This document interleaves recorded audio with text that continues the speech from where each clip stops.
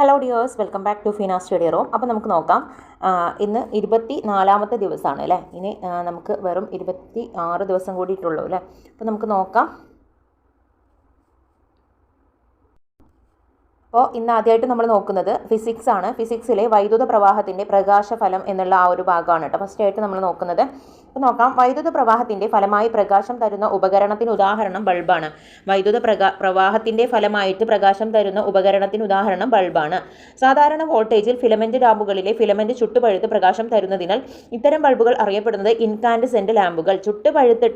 ചുട്ടുപഴുത്ത് പ്രകാശം തരുന്നതാണെന്നുണ്ടെങ്കിൽ അതിനെ പറയുന്നത് എന്താണ്? അത് ഇൻകാൻഡസെന്റ് ലാമ്പാണ്. സാധാരണ വോൾട്ടേജിൽ ഫിലമെന്റ് ലാമ്പുകളിലെ ഫിലമെന്റ് ചുട്ടുപഴുത്ത് പ്രകാശം തരുന്നത് എന്താണ്? അത് ഇൻകാൻഡസെന്റ് ലാമ്പാണ്. ഇൻകാൻഡസെന്റ് ലാമ്പ് എന്നറിയപ്പെടുന്നത് ഫിലമെന്റ്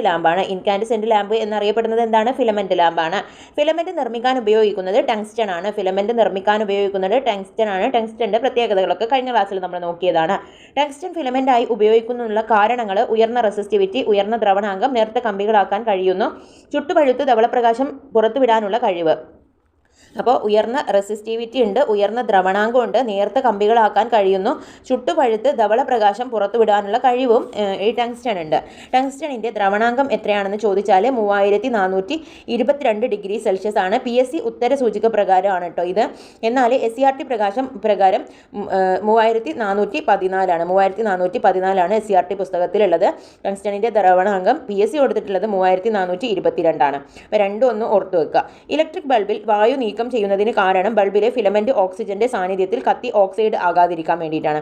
അപ്പം ഇലക്ട്രിക് ബൾബിൽ വായു നീക്കം ചെയ്യുന്നതിന് കാരണം, ഇലക്ട്രിക് ബൾബിൽ എന്ത് ചെയ്യുന്നുണ്ട്? വായു നീക്കം ചെയ്യുന്നുണ്ട്.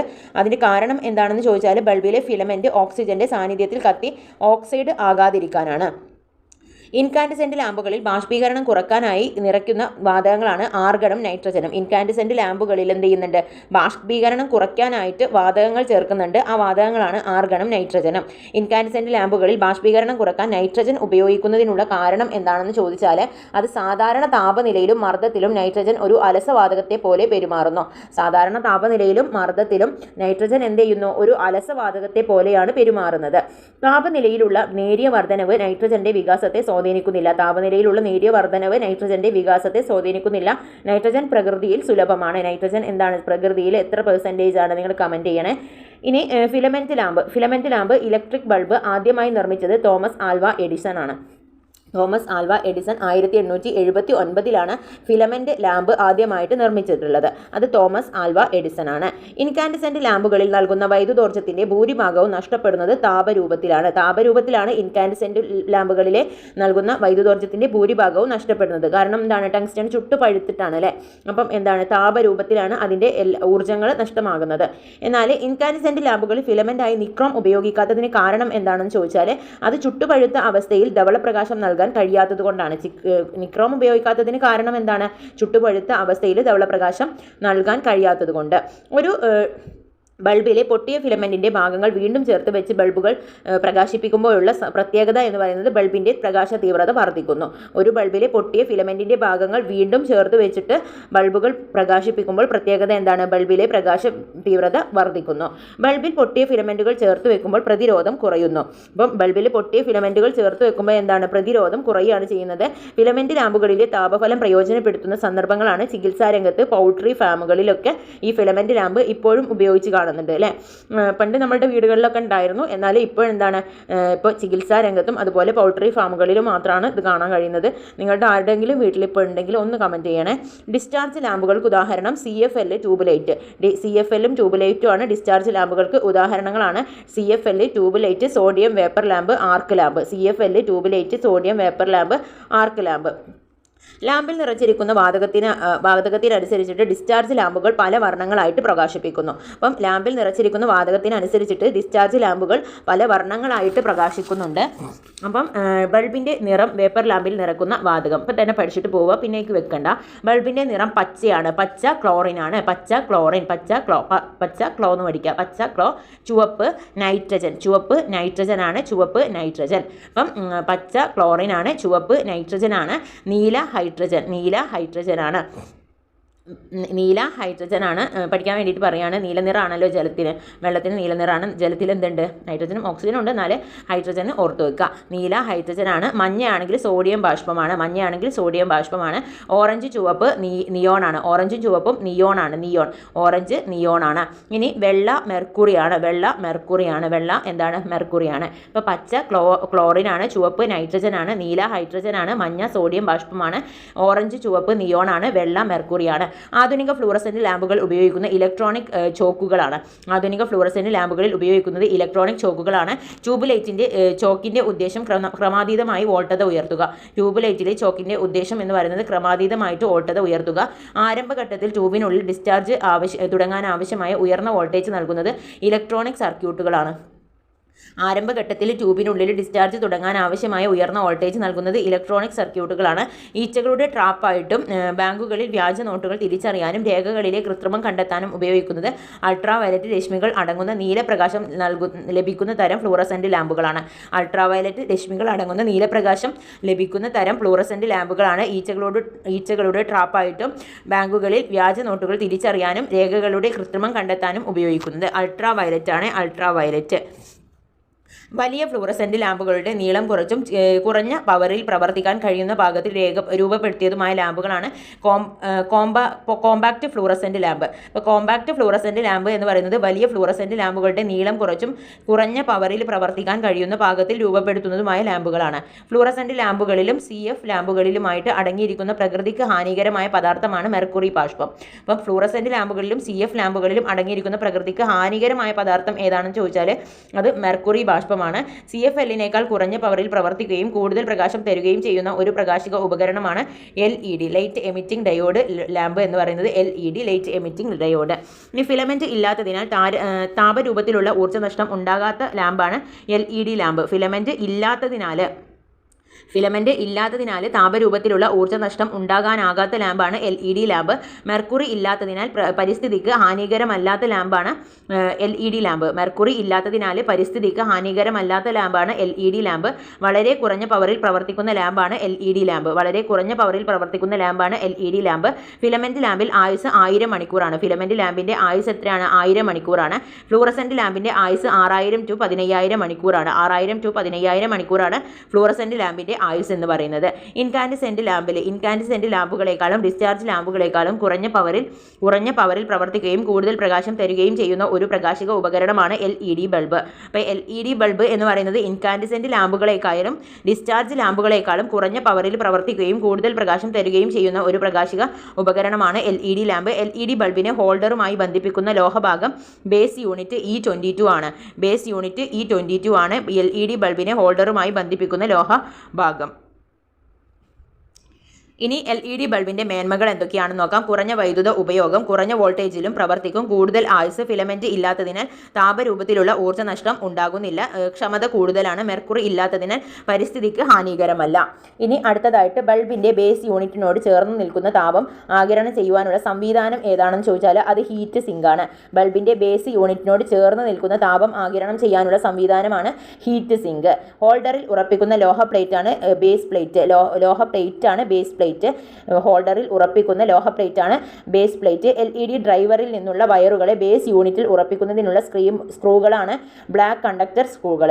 അപ്പം LED ഡ്രൈവറിൽ നിന്നുള്ള വയറുകളെ ബേസ് യൂണിറ്റിൽ ഉറപ്പിക്കുന്നതിനുള്ള സ്ക്രൂകളാണ് ബ്ലാക്ക് കണ്ടക്ടർ സ്ക്രൂകൾ. AC വൈദ്യുതികളെ DC ആക്കി ആവശ്യമായ ഔട്ട്പുട്ട് വോൾട്ടത നൽകുന്നത് പവർ സപ്ലൈ ബോർഡാണ്. AC വൈദ്യുതിയെ DC വൈദ്യുതിയാക്കിയിട്ട് ആവശ്യമായ ഔട്ട്പുട്ട് വോൾട്ടത നൽകുന്നത് പവർ സപ്ലൈ ബോർഡാണ്. ഒരേ ബോർഡ് ഉപയോഗിക്കാവുന്ന ബൾബുകളാണ് 5 വോട്ട്, 7 വോട്ട്, അതുപോലെ തന്നെ 9 വോട്ട് ബൾബുകൾ. LEDകൾ ഉറപ്പിച്ചിരിക്കുന്ന പ്ലസ് മൈനസ് ധ്രുവങ്ങൾ അടയാളപ്പെടുത്തിയിരിക്കുന്ന ബോർഡാണ് printed circuit board. LED chip board, printed circuit board. ഇനി ബൾബിൽ നിന്നും പ്രകാശം പുറത്തു വരുന്ന ഭാഗമാണ് ഡിഫ്യൂസർ കപ്പ്. LED ബൾബ് പ്രകാശിക്കുന്നത് ഒരു LED ബൾബ് അനേകം ലൈറ്റ് എമിറ്റിംഗ് ഡയോഡുകളുടെ ഒരു ശ്രേണി ബന്ധനമാണ്. ഈ ശ്രേണി ബന്ധനത്തിന് എവിടെയെങ്കിലും ബന്ധം നഷ്ടപ്പെട്ടാൽ LED ബൾബിലെ rectifier, load, resistor, filter, capacitor എന്നിവയിൽ ഏതെങ്കിലും പ്രവർത്തനരഹിതമായാൽ. ഇനി പരസ്യ വിളക്കുകളായി ഉപയോഗിക്കുന്നത് നിയോൺ ലാമ്പുകളാണ്. നിയോൺ ബൾബിന്റെ നിറം എന്താണ്? നിയോൺ ബൾബിന്റെ നിറം എന്താണെന്ന് ചോദിച്ചാൽ നിങ്ങൾ എന്ത് പറയും? നിയോൺ ബൾബ് ഓറഞ്ചും ചുവപ്പും ആണ് അല്ലേ. ഇനി രാത്രികാലങ്ങളിൽ രക്ഷാപ്രവർത്തനങ്ങൾക്കും സെർച്ച് ലൈറ്റുകളിലും സിനിമാ ഷൂട്ടുകളിലും ഉപയോഗിക്കുന്ന ലാമ്പുകളാണ് ആർക്ക് ലാമ്പ്. ആർക്ക് ലാമ്പ് രാത്രികാലങ്ങളിൽ രക്ഷാപ്രവർത്തനങ്ങൾക്കും സെർച്ച് ലൈറ്റുകളിലും സിനിമാ ഷൂട്ടിങ്ങുകളിലും ഉപയോഗിക്കുന്ന ലാമ്പുകളാണ് ആർക്ക് ലാമ്പ്. ഇനി തോമസ് ആൽവ എഡിസനെ കുറിച്ചിട്ട് നോക്കാം അല്ലേ. തോമസ് ആൽവ എഡിസൺ ആരാണ്? നമ്മൾ എന്ത് കണ്ടുപിടിച്ചു എന്നാണ് പറഞ്ഞിട്ടുള്ളത്? അപ്പം ഒന്ന് ആലോചിച്ച് നോക്കുക. 1847 ടു 1931 ആണ് അല്ലേ. 1847 ഇന്ത്യക്ക് സ്വാതന്ത്ര്യം കിട്ടുന്നതിൻ്റെ 100 വർഷം മുന്നാണ് അല്ലേ. ഗ്രാമഫോൺ, ഇലക്ട്രിക് ബൾബ്, ചലിക്കുന്ന സിനിമ, ഫോണോഗ്രാഫ് എന്നിവയാണ് എഡിസന്റെ പ്രധാന കണ്ടുപിടുത്തങ്ങൾ. ഗ്രാമഫോണ്, ഇലക്ട്രിക് ബൾബ്, ചലിക്കുന്ന സിനിമ, ഫോണോഗ്രാഫ്. ഏതൊക്കെയാണ്? ഗ്രാമഫോൺ ഉണ്ട്, ഇലക്ട്രിക് ബൾബ് ഉണ്ട്, ചലിക്കുന്ന സിനിമ, ഫോണോഗ്രാഫ് എന്നിവയാണ് എഡിസന്റെ പ്രധാന കണ്ടുപിടുത്തങ്ങൾ. ഏറ്റവും കൂടുതൽ കണ്ടുപിടുത്തങ്ങൾ നടത്തിയതും ഏറ്റവും കൂടുതൽ പേറ്റന്റുകൾ നേടിയതുമായ അമേരിക്കക്കാരൻ എഡിസൺ ആണ്. അപ്പോൾ ഏറ്റവും കൂടുതൽ കണ്ടുപിടുത്തങ്ങൾ നടത്തിയിട്ടുണ്ട്, അതുപോലെ തന്നെ ഏറ്റവും കൂടുതൽ പേറ്റന്റുകളും കിട്ടിയിട്ടുണ്ട്. ഇനി തീ പിടിച്ചാൽ ഒരു വസ്തുവിലുണ്ടാകുന്ന മാറ്റം എന്താണെന്ന് അറിയാനായി സ്വന്തം വീടിന്റെ ധാന്യപുരയ്ക്ക് തീയിട്ട ശാസ്ത്രജ്ഞനാണ് തോമസ് ആൽവ എഡിസൺ. അപ്പോൾ എന്താണ് ചെയ്തിട്ടുള്ളത്? തീ പിടിച്ചാൽ വസ്തുവിനുണ്ടാകുന്ന മാറ്റം എന്താണെന്ന് അറിയാൻ വേണ്ടിയിട്ട് സ്വന്തം വീടിന്റെ ധാന്യപുരയ്ക്ക് തീയിട്ടിട്ടുണ്ട്. ഇനി മെൻലോ പാർക്കിലെ മാന്ത്രികൻ എന്നറിയപ്പെടുന്നത്. അപ്പം ഇത് കറക്റ്റ് ചെയ്യാനായിട്ട് നമ്മൾ സ്വന്തം വീടിനൊക്കെ തീ കൊളുത്തുമെന്ന് പറയുമ്പം അത് കുറച്ച് സൈക്കോ ആണെന്നാണ് നമ്മൾ പഠിക്കാൻ വേണ്ടിയിട്ട് പറയാൻ കേട്ടോ. അപ്പം എന്തെങ്കിലും മെൻ്റലായിട്ട് പ്രശ്നമുള്ളവരല്ലേ അങ്ങനെയൊക്കെ ചെയ്യാമെന്നൊക്കെ. അപ്പം നമുക്ക് അങ്ങനെ തോന്നുകയാണ്. അവരൊക്കെ വലിയ വലിയ ശാസ്ത്രജ്ഞന്മാരാണ്, അവരൊക്കെ അങ്ങനത്തെ രീതിയിലാണ് ചെയ്യുന്നത്. അപ്പം മെൻലോ പാർക്കിലെ മാന്ത്രികൻ, കുറച്ച് മെൻ്റൽ അല്ലേ. അപ്പം മെൻലോ പാർക്കിലെ മാന്ത്രികൻ എന്നറിയപ്പെടുന്നത് ആരാണെന്ന് ചോദിച്ചാൽ തോമസ് ആൽവ എഡിസൺ ആണെന്ന് ഓർത്തു വെക്കുക. കറക്റ്റ് ചെയ്യാൻ വേണ്ടിയിട്ട് ജസ്റ്റ് പറഞ്ഞതേ ഉള്ളൂ. ഇനി ആരും ഇതിൻ്റെ പേരിൽ ഒന്നും നമ്മളോട് ഇതാക്കണ്ട കേട്ടോ. പഠിക്കാൻ വേണ്ടിയിട്ട് പറയുകയാണ്. നമുക്ക് എങ്ങനെയെങ്കിലും ലിസ്റ്റിൽ പെടണമല്ലോ. അപ്പോൾ അതിന് വേണ്ടിയിട്ട് പറഞ്ഞതാണ്. ഇനി അതിന് വേണ്ടിയിട്ട് ആരും പറയാൻ നിൽക്കണ്ട, കാരണം പഠിക്കാൻ വേണ്ടിയിട്ടില്ല. അപ്പോൾ ഇത് കണക്ട് ചെയ്യാൻ പെട്ടെന്ന് പറ്റുമല്ലോ. അപ്പോൾ ധാന്യപ്പുരക്ക് ഈ ഒരു കാര്യം നിങ്ങൾ എന്തായാലും മറക്കൂല, ധാന്യപ്പുരക്ക് തീ ഇട്ടു എന്നുള്ളത്. അപ്പം അത് വെച്ചിട്ട് കണക്ട് ചെയ്യാം. മെൻലോ പാർക്കിലെ മാന്ത്രികൻ ആരാണെന്ന് ചോദിച്ചാൽ അത് ആരാണ്? തോമസ് ആൽവ എഡിസൺ ആണെന്ന് ഓർത്തു വെക്കുക. ഇനി തെരുവ് വിളക്കുകൾ LED ആക്കി മാറ്റുന്നതിന് കേരള വൈദ്യുതി ബോർഡ് ആരംഭിച്ച പദ്ധതിയാണ് നിലാവാണ് തെരുവ് വിളക്കുകൾ LED ആക്കി മാറ്റുന്നതിന് കേരള വൈദ്യുതി ബോർഡ് ആരംഭിച്ച പദ്ധതി ഏതാണെന്ന് ചോദിച്ചാൽ അത് നിലാവാണ്. ഗ്രാമപ്രദേശങ്ങളിൽ LED ബൾബുകൾ സൗജന്യ നിരക്കിൽ ലഭ്യമാക്കുന്നതിന് കേന്ദ്ര സർക്കാർ ആരംഭിച്ച പദ്ധതിയാണ് ഗ്രാം ഉജാലയാണ്. LED ബൾബുകൾ സൗജന്യ നിരക്കിൽ ലഭ്യമാക്കുന്നതിന് കേന്ദ്ര സർക്കാർ ആരംഭിച്ചിട്ടുള്ള പദ്ധതിയാണ് ഗ്രാം ഉജാല. ഓക്കെ. ഇനി വൈദ്യുത പവറാണ് കേട്ടോ. വൈദ്യുത പവറാണ്. യൂണിറ്റ് സമയത്തിൽ ഒരു വൈദ്യുത ഉപകരണം ഉപയോഗിക്കുന്ന വൈദ്യുതോർജ്ജമാണ് വൈദ്യുത പവർ. യൂണിറ്റ് സമയത്തിൽ ഒരു വൈദ്യുത ഉപകരണം വിനിയോഗിക്കുന്ന വൈദ്യുതോർജ്ജമാണ് വൈദ്യുത പവർ എന്ന് പറയുന്നത്. യൂണിറ്റ് സമയത്തിലാണ് ഒരു വൈദ്യുത ഉപകരണം ഉപയോഗിക്കുന്ന വൈദ്യുതോർജ്ജം. വൈദ്യുത പവറിന്റെ യൂണിറ്റ് എന്താണ്? അത് വാട്ടാണ് അല്ലേ. വൈദ്യുത പവറിന്റെ യൂണിറ്റ് വാട്ടാണ്. ജൂൾ നിയമം അനുസരിച്ച് പവർ എന്ന് പറയുന്നത് P = I²R ആണല്ലോ. അപ്പം ഓം നിയമം അനുസരിച്ച് P = IV ആണ്. ഇനി വൈദ്യുതോപകരണങ്ങളുടെ പവർ നോക്കാം. ഇലക്ട്രിക് ബൾബ് ആണെങ്കിൽ 60-100 വാട്ട് വരെയാണ്. ഇലക്ട്രിക് ബൾബ് 60-100 വാട്ട് വരെയാണ്. ഫ്രിഡ്ജ് ആണെങ്കിൽ 100-200 വാട്ടാണ്. ടെലിവിഷൻ 200 വാട്ടാണ്. ഇസ്തിരിപ്പെട്ടി 750-1000 വാട്ടാണ്. 750-1000 വാട്ടാണ്. ഇമേഴ്സൽ ഹീറ്റർ എന്ന് പറയുന്നത് 3 കിലോ വാട്ടും. ഇലക്ട്രിക് കുക്കർ ആണെങ്കിൽ 8 കിലോ വാട്ടുമാണ്. ഒരു ഉപകരണത്തിന്റെ പവറും അതിൽ നൽകുന്ന വോൾട്ടേജും തമ്മിലുള്ള അനുപാതം ആംപെയറേജ്. ഒരു ഉപകരണത്തിൻ്റെ പവറും അതിൽ നൽകുന്ന വോൾട്ടേജും തമ്മിലുള്ള അനുപാതം.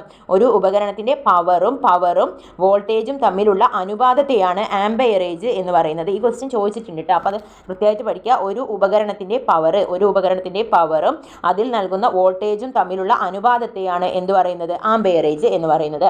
60 വോൾട്ട് ബൾബിൻ്റെ ഫിലമെൻറ്റ് 100 വോൾട്ട് ബൾബിൻ്റെ ഫിലമെൻറ്റിനേക്കാൾ കനം കുറഞ്ഞതായിരിക്കും. ഒരു 60 വോൾട്ട് ബൾബും 100 വോൾട്ട് ബൾബും സമാന്തരമായിട്ട് കണക്ട് ചെയ്താൽ കൂടുതൽ പ്രകാശിക്കുന്നത് 100 വാട്ട് ബൾബായിരിക്കും. അപ്പോൾ ഒരു 60 വോൾട്ട് ബൾബും ഒരു 100 വാട്ട് ബൾബും സമാന്തരമായിട്ട് കണക്ട് ചെയ്താൽ കൂടുതൽ പ്രകാശിക്കുന്നത് ഏതായിരിക്കും? 100 വാട്ട് ബൾബായിരിക്കും. ഒരു 60 വാട്ട് ബൾബും 100 വാട്ട് ബൾബും ശ്രേണിയിൽ കണക്ട് ചെയ്താൽ കൂടുതൽ പ്രകാശിക്കുന്നത് ഏതായിരിക്കും? 60 വാട്ട് ബൾബായിരിക്കും. അത് കണക്ട് ചെയ്തിട്ട് ഓർത്തു വെക്കുക.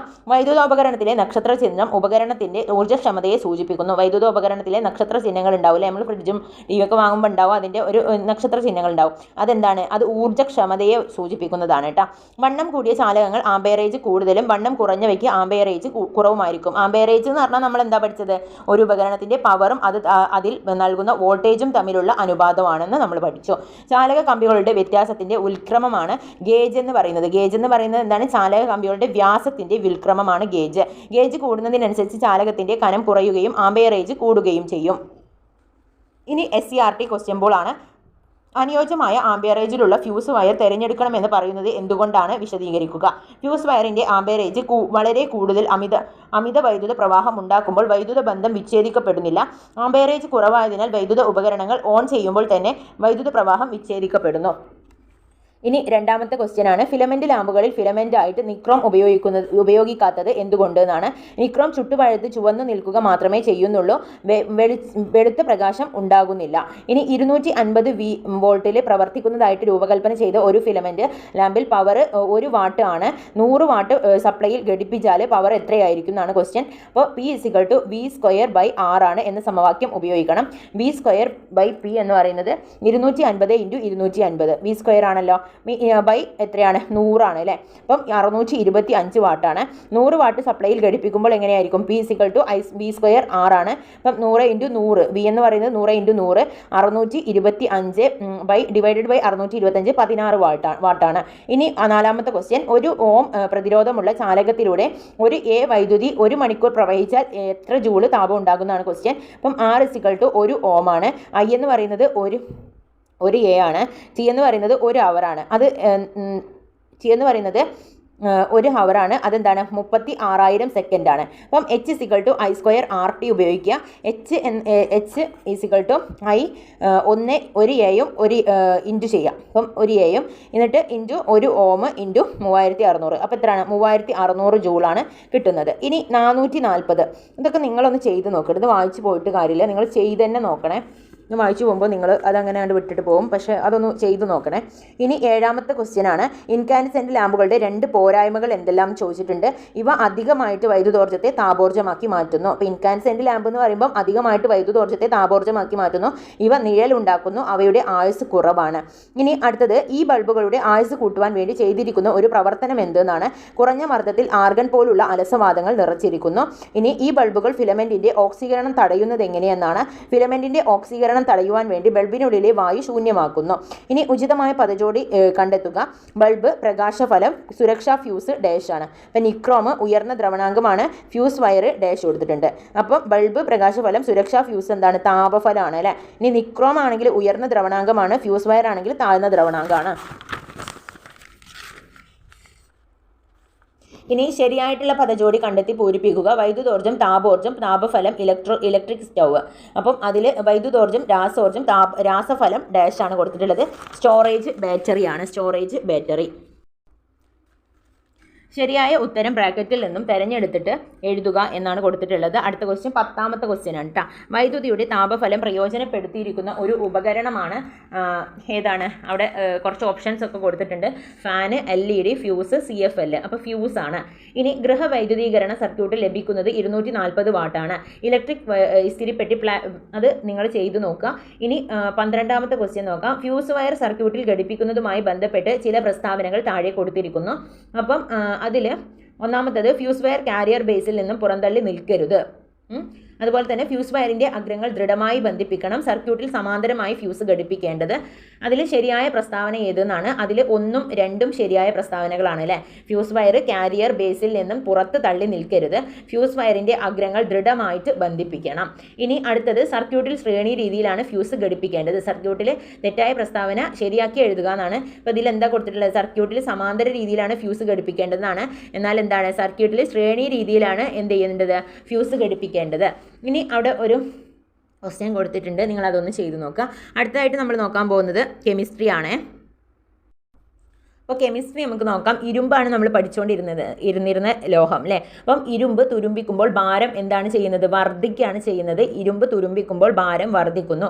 ഇരുമ്പ് തുരുമ്പിക്കാനായിട്ട് ഇരുമ്പിന്മേൽ സിങ്ക് പൂശുന്ന പ്രക്രിയ, ഇരുമ്പ് തുരുമ്പിക്കാതിരിക്കാനായിട്ട് ഇരുമ്പിൽ സിങ്ക് പൂശുന്ന പ്രക്രിയയാണ് ഗാൽവനൈസേഷൻ എന്ന് പറയുന്നത്. ഗാൽവനൈസേഷൻ എന്ന് പറയുന്നത് എന്താണ്?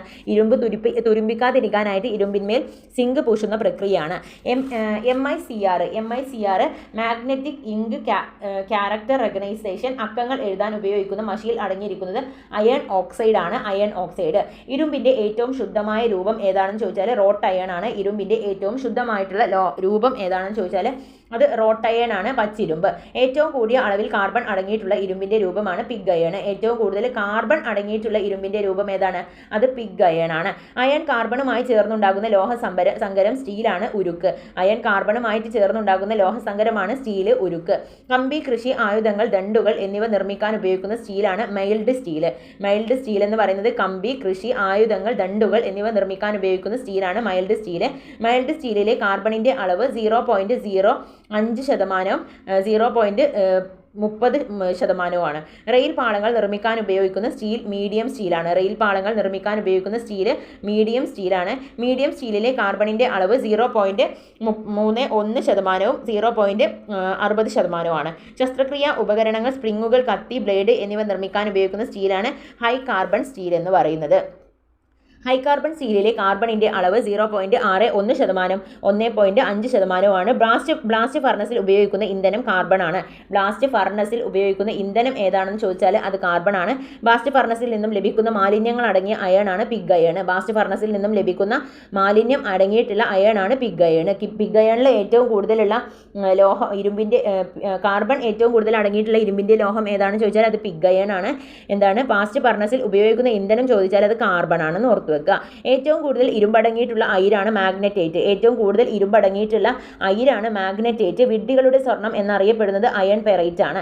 അയൺ പെറൈറ്റിനെ വിഡ്ഢികളുടെ സ്വർണം എന്നറിയപ്പെടാൻ കാരണം അയൺ പെറൈറ്റിന്റെ മങ്ങിയ മഞ്ഞ കലർന്ന ബ്രാസിന്റെ നിറം സ്വർണത്തോട് സാദൃശ്യം കാണുന്നതിനാലാണ്. ഇരുമ്പിന്റെ പ്രധാന അയിരിന്റെ പേര് ഹെമറ്റൈറ്റ് ആണ്. ഇരുമ്പിന്റെ പ്രധാന അയിരിന്റെ പേര് ഹെമറ്റൈറ്റ് ആണ്. വ്യാവസായികമായിട്ട് ഇരുമ്പ് ഉൽപ്പാദിപ്പിക്കാൻ ഉപയോഗിക്കുന്ന അയിരാണ് ഹെമറ്റൈറ്റ്. എന്താണ്? വ്യാവസായികമായിട്ട് ഇരുമ്പ് ഉൽപ്പാദിപ്പിക്കാൻ ഉപയോഗിക്കുന്ന അയിരാണ് ഹെമറ്റൈറ്റ്. ഏറ്റവും കൂടുതൽ ഇരുമ്പടങ്ങിയിട്ടുള്ള അയിര് ഏതാണെന്ന് ചോദിച്ചാൽ അത് മാഗ്നറ്റൈറ്റ് ആണ് കേട്ടോ. മാഗ്നറ്റൈറ്റ് ആണ് ഏറ്റവും കൂടുതൽ ഇരുമ്പ് അടങ്ങിയിട്ടുള്ള അയിര്. ഇനി വ്യാവസായികമായിട്ട് ഇരുമ്പ് ഉൽപ്പാദിപ്പിക്കാൻ ഉപയോഗിക്കുന്ന അയിര് ഹെമറ്റൈറ്റ് ആണ്. ഇനി ഇരുമ്പിന്റെ വ്യാവസായികമായി നിർമ്മിക്കുന്നതിന്റെ ഘട്ടങ്ങൾ നോക്കാം. ഹെമറ്റൈറ്റിൽ നിന്നും സാന്ദ്രത കുറഞ്ഞ അപദ്രവ്യങ്ങളെ ജലപ്രവാഹത്തിൽ കഴുകി മാറ്റുന്നു, അല്ലെങ്കിൽ കാന്തിക വിഭജനത്തിന് വിധേയമാക്കുന്നു. തുടർന്ന് ലഭിക്കുന്ന അയിരിനെ റോസ്റ്റിംഗിൽ വിധേയമാക്കുന്നു.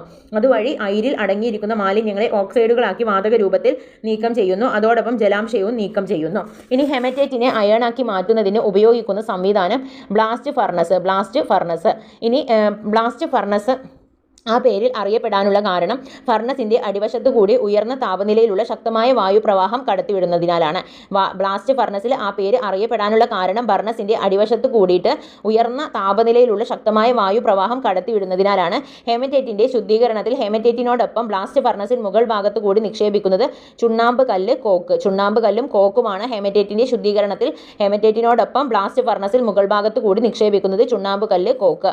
ഇനി ഹെമറ്റൈറ്റിൽ സാധാരണയായി അടങ്ങിയിരിക്കുന്ന മാലിന്യങ്ങളാണ് സൾഫർ, ആർസനിക്, ഫോസ്ഫറസ്. സൾഫറും ആർസനിക്കും ഫോസ്ഫറസും ഹെമറ്റൈറ്റിൽ സാധാരണയായി അടങ്ങിയിരിക്കുന്ന മാലിന്യങ്ങളാണ്. ഹെമറ്റൈറ്റിൽ നിന്നും നീക്കം ചെയ്യപ്പെടാതെ കാണപ്പെടുന്ന ഗ്യാങ് ആണ് silicon dioxide. Silicon dioxide ഹെമറ്റൈറ്റിൽ നിന്നും നീക്കം ചെയ്യപ്പെടാതെ കാണപ്പെടുന്ന ഗ്യാങ് ആണ്. ബ്ലാസ്റ്റ് ഫർണസിൽ ഹെമറ്റൈറ്റിനെ നിരോക്സീകരിച്ച് അയണാക്കി മാറ്റുന്നത് കാർബൺ മോണോക്സൈഡ് ആണ്. ബ്ലാസ്റ്റ് ഫർണസിൽ ഹെമറ്റൈറ്റിനെ നിരോക്സീകരിച്ച് അയണാക്കി മാറ്റുന്നത് കാർബൺ മോണോക്സൈഡ് ആണ്. ഫർണസിലെ ഉയർന്ന താപനിലയിൽ കാൽസ്യം കാർബണേറ്റ് വിഘടിച്ച് രൂപപ്പെടുന്നത് calcium oxide, carbon dioxide. ഫർണസിൽ രൂപപ്പെടുന്ന കാൽസ്യം ഓക്സൈഡ് ഫ്ലക്സ് അയിരിൽ സിലിക്കൺ ഡൈ ഓക്സൈഡുമായി പ്രവർത്തിക്കുന്നു. ഹെമറ്റൈറ്റിന്റെ ശുദ്ധീകരണത്തിൽ കാൽസ്യം ഓക്സൈഡ് സിലിക്കൺ ഡൈ ഓക്സൈഡുമായി പ്രവർത്തിക്കുമ്പോൾ ലഭിക്കുന്നത് കാൽസ്യം സിലിക്കേറ്റ് സ്ലാഗ്. രാസനാമങ്ങൾ white land, basic lead carbonate. Basic lead carbonate ആണ് വൈറ്റ് ലെഡ് എന്ന് പറയുന്നത്. ക്രോം യെല്ലോ എന്ന് പറയുന്നത് ലെഡ് ക്രോമേറ്റ് ആണ് ക്രോം യെല്ലോ. ചുവപ്പ് ലെഡ് ട്രലേഡ് ടെട്രോക്സൈഡ്. ലിത്താർജ് ലെഡ് മോണോക്സൈഡ് ആണ്. Litharge lead monoxide. Galena lead sulphate. Prussian blue എന്ന് പറയുന്നത് ferric ferrocyanide. Prussian blue ആണ് ferric ferrocyanide. Paris green എന്ന് പറയുന്നത് കുപ്രിക് അസറ്റോ ആർസനൈറ്റ് ആണ് പാരീസ് ഗ്രീന്. ചൈനീസ് വൈറ്റ് എന്ന് പറയുന്നത് ഫിലോസഫേഴ്സ് വൂൾ ആണ്. Zinc oxide. ചൈനീസ് വൈറ്റ് എന്ന് പറയുന്നത് സിങ്ക് ഓക്സൈഡ്. ഫിലോസഫേഴ്സ് വൂൾ എന്ന് പറയുന്നത് സിങ്ക് ഓക്സൈഡ് ആണ്. തുരുമ്പ് എന്ന് പറയുന്നത് ഹൈഡ്രേറ്റഡ് അയൺ ഓക്സൈഡ് ആണ്. ക്ലാവ് basic copper carbonate. Blue vitriol തുരിശാണ്, കോപ്പർ സൾഫേറ്റ്. ബ്ലൂ വിട്രിയോൾ തുരിശ്, കോപ്പർ സൾഫേറ്റ്. വൈറ്റ് വിട്രിയോൾ ആണെങ്കിൽ സിങ്ക് സൾഫേറ്റ്. വൈറ്റ് വിട്രിയോൾ ആണ് സിങ്ക് സൾഫേറ്റ്. ഗ്രീൻ വിട്രിയോൾ ആണ് ferrous sulphate. Epsom salt magnesium sulphate. Epsom salt magnesium sulphate. Mohr salt ferrous ammonium sulphate. Mohr salt ferrous ammonium sulphate. Glauber's salt sodium sulphate. Glauber's salt sodium sulphate. ഇനി സാന്ദ്രത കുറഞ്ഞ ഉരുകിയ slag ഉരുകിയ ഇരുമ്പിന് മീതെ പൊങ്ങിക്കിടക്കുന്നു. ഫർണസിൽ നിന്നും ഉരുകിയ രൂപത്തിൽ സ്ലാഗും അയണും പ്രത്യേകമായി പുറത്തെടുക്കുന്നു. ബ്ലാസ്റ്റ് ഫർണസിൽ നിന്നും ലഭിക്കുന്ന ഉരുകിയ അയണിൽ അടങ്ങിയിരിക്കുന്ന കാർബണിൻ്റെ അളവ് 4%. 4% കാർബൺ അടങ്ങിയിരിക്കുന്ന അയൺ ഏതാണെന്ന് ചോദിച്ചാൽ അത് പിഗ് അയൺ ആണ്. ഇനി ബ്ലാസ്റ്റ് ഫർണസിൽ നിന്നും ലഭിക്കുന്ന ഉരുകിയ അയണിൽ അടങ്ങിയിരിക്കുന്ന മാലിന്യങ്ങൾ മാംഗനീസ്, സിലിക്കൺ, ഫോസ്ഫറസ്. സ്റ്റീലിനെ ചൂടാക്കിയും തണുപ്പിച്ചും സ്റ്റീലിൻ്റെ ഗുണങ്ങൾക്ക് വ്യത്യാസം വരുത്തുന്ന പ്രക്രിയയാണ് താപോപചാരം. സ്റ്റീലിന്റെ പ്രധാന താപോപചാര രീതികളാണ് അനിലിംഗ്, ഹാൾഡനിങ്ങും ടെമ്പറിങ്ങുമാണ് സ്റ്റീലിന്റെ പ്രധാന താപോപചാര രീതികൾ. ചുട്ടുപഴുത്ത സ്റ്റീലിനെ സാവധാനം തണുപ്പിക്കുന്ന രീതിയാണ് അനിലിംഗ്. അനിലിംഗ് സ്റ്റീലിനെ മൃദുവാക്കുന്നു. ഇനി ചുട്ടുപഴുത്ത സ്റ്റീലിനെ തണുത്ത വെള്ളത്തിലോ എണ്ണയിലോ മുക്കി പെട്ടെന്ന് തണുപ്പിക്കുന്ന രീതിയാണ് ഹാർഡനിങ്. ക്വഞ്ചിങ്. ഹാർഡനിങ് സ്റ്റീലിന്റെ കാഠിന്യം കൂട്ടുന്നു.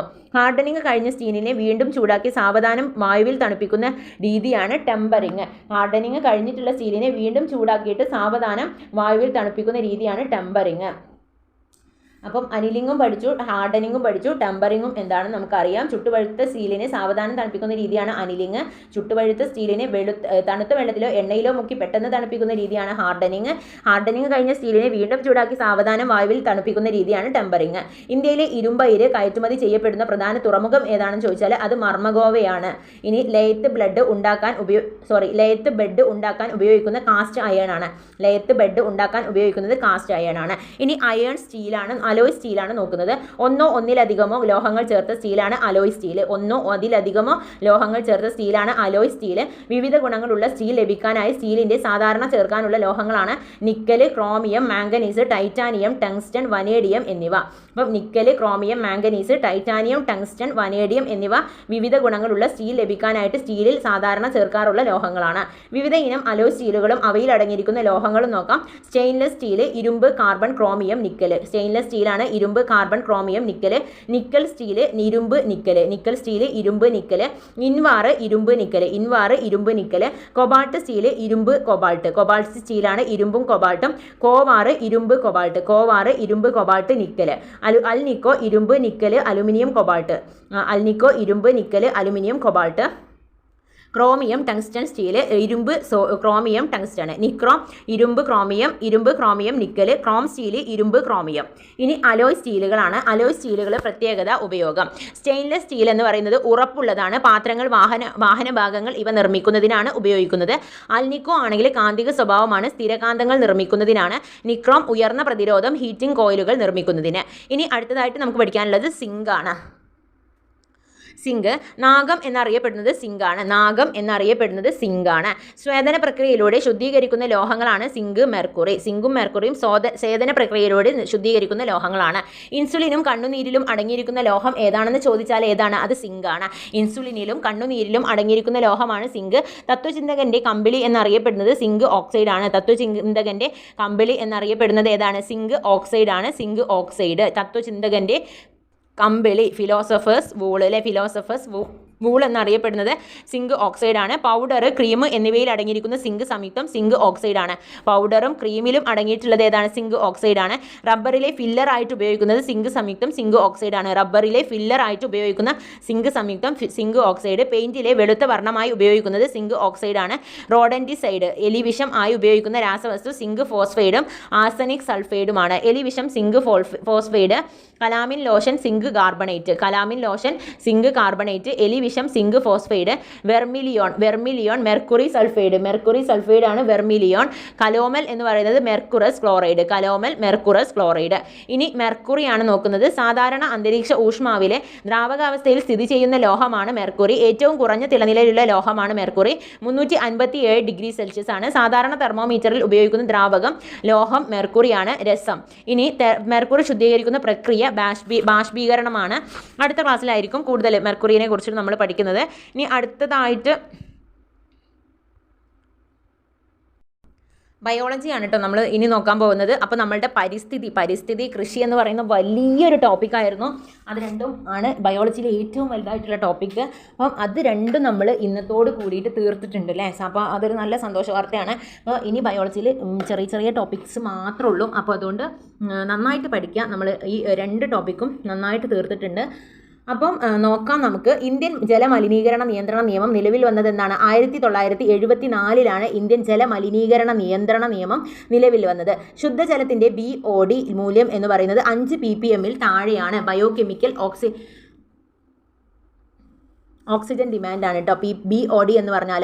ഈ centre for water resource development and management നടത്തിയ സർവേ പ്രകാരം നിലവിൽ കേരളത്തിൽ ഏറ്റവും മലിനീകരിക്കപ്പെട്ട നദി ഏതാണ്? അത് പെരിയാറാണ്. പക്ഷേ ഇപ്പോൾ ഒരു അപ്ഡേറ്റ് വന്നിട്ടുണ്ട് കേട്ടോ, അതൊന്ന് നോക്കണേ. ഇനി ഈ സർവേ പ്രകാരം കേരളത്തിലെ ഏറ്റവും മലിനീകരിക്കപ്പെട്ട 2ാമത്തെ നദി ചോദിച്ചാൽ അത് പമ്പയാണ്. ജലം സംരക്ഷണത്തിനും കൂവമ്പുഴയോ അങ്ങനെ എന്തോ ആണ് ആ ഒരു ഇത്, അതൊന്ന് നിങ്ങൾ അപ്ഡേറ്റ് ചെയ്യണം കേട്ടോ. ജലസംരക്ഷണത്തിനും ജലമലിനീകരണം തടയാനും വേണ്ടി അന്താരാഷ്ട്ര, നിങ്ങൾക്ക് കിട്ടുകയാണെങ്കിൽ അതൊന്ന് കമൻറ്റിൽ ഒന്ന് അറിയിക്കണേ. ജലസംരക്ഷണത്തിനും ജലമലിനീകരണം തടയാനും വേണ്ടി അന്താരാഷ്ട്ര ജലദിനമായി ആചരിക്കുന്നത് മാർച്ച് 22 ജലമലിനീകരണത്തിനും ജലമലിനീകരണം തടയാനും വേണ്ടിയിട്ട് ജലസംരക്ഷണത്തിനും വേണ്ടിയിട്ട് ജലദിനമായിട്ട് ആചരിക്കുന്നത് മാർച്ച് 22. അപ്പോൾ ജലദിനം ചോദിച്ചാൽ മാർച്ച് 22. ലോക ജലദിനത്തിൻ്റെ പ്രമേയങ്ങളൊന്ന് നോക്കാം. 2022 ground water making the invisible visible. ഇനി 2021 ആണെങ്കിൽ വാല്യൂയിങ് വാട്ടർ ആണ്. 2020 water and climate change. 2019 leaving no one behind. 2023 നിങ്ങളൊന്ന് നോക്കണേ. ഹരിത മിഷന്റെ ഭാഗമായി നടന്ന മാലിന്യമുക്ത പ്രവർത്തനത്തിലൂടെ പുനർജനിച്ച പമ്പയുടെ പോഷക നദിയാണ് വരട്ടയാറ്. ജലമലിനീകരണത്തിനെതിരെ കേരളത്തിൽ നടന്ന ആദ്യ പ്രക്ഷോഭമാണ് ചാലിയാർ പ്രക്ഷോഭം എന്ന് പറയുന്നത് വായു ജലമലിനീകരണത്തിനെതിരെ കേരളത്തിൽ നടന്ന ആദ്യ പ്രക്ഷോഭമാണ് ചാലിയാർ പ്രക്ഷോഭം. ജലമലിനീകരണത്തിന്റെ കാരണങ്ങൾ എന്തൊക്കെയാണെന്ന് നോക്കാം. വ്യവസായശാലകളിലെ മാലിന്യം. നദീതീരങ്ങളിൽ സ്ഥിതി ചെയ്യുന്ന വ്യവസായശാലകളിൽ നിന്നും പുറന്തള്ളുന്ന മാലിന്യം നദിയിലെ ആവാസ വ്യവസ്ഥയെയും ജലസ്രോതസ്സിനെയും മലിനമാക്കുന്നു. ജൈവ മാലിന്യങ്ങൾ, ഭക്ഷ്യ അവശിഷ്ടങ്ങൾ, ഡിറ്റർജന്റുകൾ, ഇലകൾ, മനുഷ്യ മാലിന്യങ്ങൾ എന്നിവ മലിനീകരണത്തോടൊപ്പം രോഗസാധ്യതയും വർദ്ധിപ്പിക്കുന്നു. സമുദ്രതീരം വൃത്തിയായി സൂക്ഷിക്കുന്നതിന് വേണ്ടി ഫൗണ്ടേഷൻ ഫോർ എൻവയോൺമെന്റൽ എഡ്യൂക്കേഷൻ സഹകരണത്തോടെ കേന്ദ്ര സർക്കാർ ആരംഭിച്ച പദ്ധതിയാണ് ബ്ലൂ ഫ്ലാഗ് സർട്ടിഫിക്കേഷൻ പ്രോജക്റ്റ്. കൃഷിഭൂമികളിൽ ഉപയോഗിക്കുന്ന രാസവളങ്ങളും കീടനാശിനികളും ചെറിയ ജലസ്രോതസ്സുകളെ മലിനമാക്കുന്നു. പ്രകൃതി പ്രതിഭാസങ്ങൾ നോക്കാം. അഗ്നിപർവ്വത സ്ഫോടനങ്ങൾ, കൊടുങ്കാറ്റ്, വെള്ളപ്പൊക്കം എന്നിവയിലുള്ള മലിനീകരണം. ഇനി ഗാർഹിക മാലിന്യങ്ങളാണ്. ഗാർഹിക ആവശ്യങ്ങൾക്കായിട്ട് ഉപയോഗിക്കുമ്പോൾ ഉണ്ടാകുന്ന മലിനജലം ജലസ്രോതസ്സുകളിലേക്ക് ഒഴുക്കിക്കളയുന്നത് ജലമലിനീകരണത്തിന് കാരണമാകുന്നു. ഇത്തരം മാലിന്യങ്ങളെ ഗാർഹിക മാലിന്യങ്ങൾ എന്ന് പറയുന്നു. ഏഷ്യയിൽ ആദ്യമായി ബ്ലൂ ഫ്ലാഗ് സർട്ടിഫിക്കേഷൻ ലഭിച്ച ബീച്ചാണ് ചന്ദ്രഭാഗ ബീച്ച് ഒഡീഷയിലെ ബീച്ചാണ്. ഏഷ്യയിൽ ആദ്യമായിട്ട് ബ്ലൂ ഫ്ലാഗ് സർട്ടിഫിക്കേഷൻ ലഭിച്ച ബീച്ച്. ഒറ്റ ശ്രമത്തിലൂടെ 8 ബീച്ചുകൾ ബ്ലൂ ഫ്ലാഗ് സർട്ടിഫിക്കേഷൻ ലഭിച്ച ലോകത്തിലെ ആദ്യ രാജ്യം ഇന്ത്യയാണ്. ജലസ്രോതസ്സുകളിൽ കലരുന്ന 0.1% മാലിന്യം പോലും ജലത്തെ ഉപയോഗശൂന്യമാക്കുന്നു. ഇനി ബയോളജിക്കൽ ഓക്സിജൻ ഡിമാൻഡ് എന്താണെന്ന് നോക്കാം. BOD. ജലത്തിന്റെ ജൈവ മാലിന്യങ്ങളെ വിഘടിപ്പിക്കുന്ന സൂക്ഷ്മാണുക്കൾ ഉപയോഗിക്കുന്ന ഓക്സിജന്റെ അളവാണ് BOD എന്ന് പറയുന്നത്. ജലത്തിന്റെ ജൈവ മലിനീകരണത്തിന്റെ തോത് BOD ആണ്. ഇനി ജൈവ മാലിന്യം കൂടുന്തോറും BOD കൂടുന്നു. നിർജീവ മേഖല നോക്കാം. Dead zones. ജലത്തിന്റെ കുറഞ്ഞ അളവിലുള്ള ഓക്സിജൻ കാണപ്പെടുന്ന മേഖലയാണ് നിർജീവ മേഖല. സമുദ്രത്തിലെയും തടാകത്തിലെയും നിർജീവ മേഖലയുടെ സവിശേഷതകൾ. ഉയർന്ന ജൈവ ഓക്സിജന്റെ ആവശ്യകത. അമിതമായി ആൽഗകൾ വളരുന്നു. നൈട്രേറ്റ്, ഫോസ്ഫേറ്റ് തുടങ്ങിയ പോഷകങ്ങളുടെ സാന്നിധ്യം. ബയോ അക്യുമുലേഷൻ എന്താണെന്ന് നോക്കാം. കീടനാശിനികൾ പോലുള്ള രാസപദാർത്ഥങ്ങൾ ഒരു ജീവിയിൽ ക്രമേണ അടിഞ്ഞുകൂടുന്ന പ്രക്രിയയാണ് ബയോ അക്യുമുലേഷൻ. ബയോളജിക്കൽ മാഗ്നിഫിക്കേഷൻ നോക്കാം. വ്യവസായശാലകളിൽ നിന്നും പുറന്തള്ളുന്ന മാലിന്യം മലിനജലത്തിന്റെ വിഷവസ്തുക്കൾ ഭക്ഷ്യ ശൃംഖലയിൽ ബയോളജിക്കൽ മാഗ്നിഫിക്കേഷൻ എന്ന അവസ്ഥയിലേക്ക് കാരണമാകുന്നു. ഉയർന്ന പോഷണ തലത്തിലേക്ക് പോകുന്തോറും വിഷാംശത്തിന്റെ ഗാഢത കൂടി വരുന്നതിനെ ബയോ മാഗ്നിഫിക്കേഷൻ എന്ന് പറയുന്നു. മെർക്കുറിയും DDTയും ബയോ മാഗ്നിഫിക്കേഷന് കാരണമാകുന്നവയാണ്.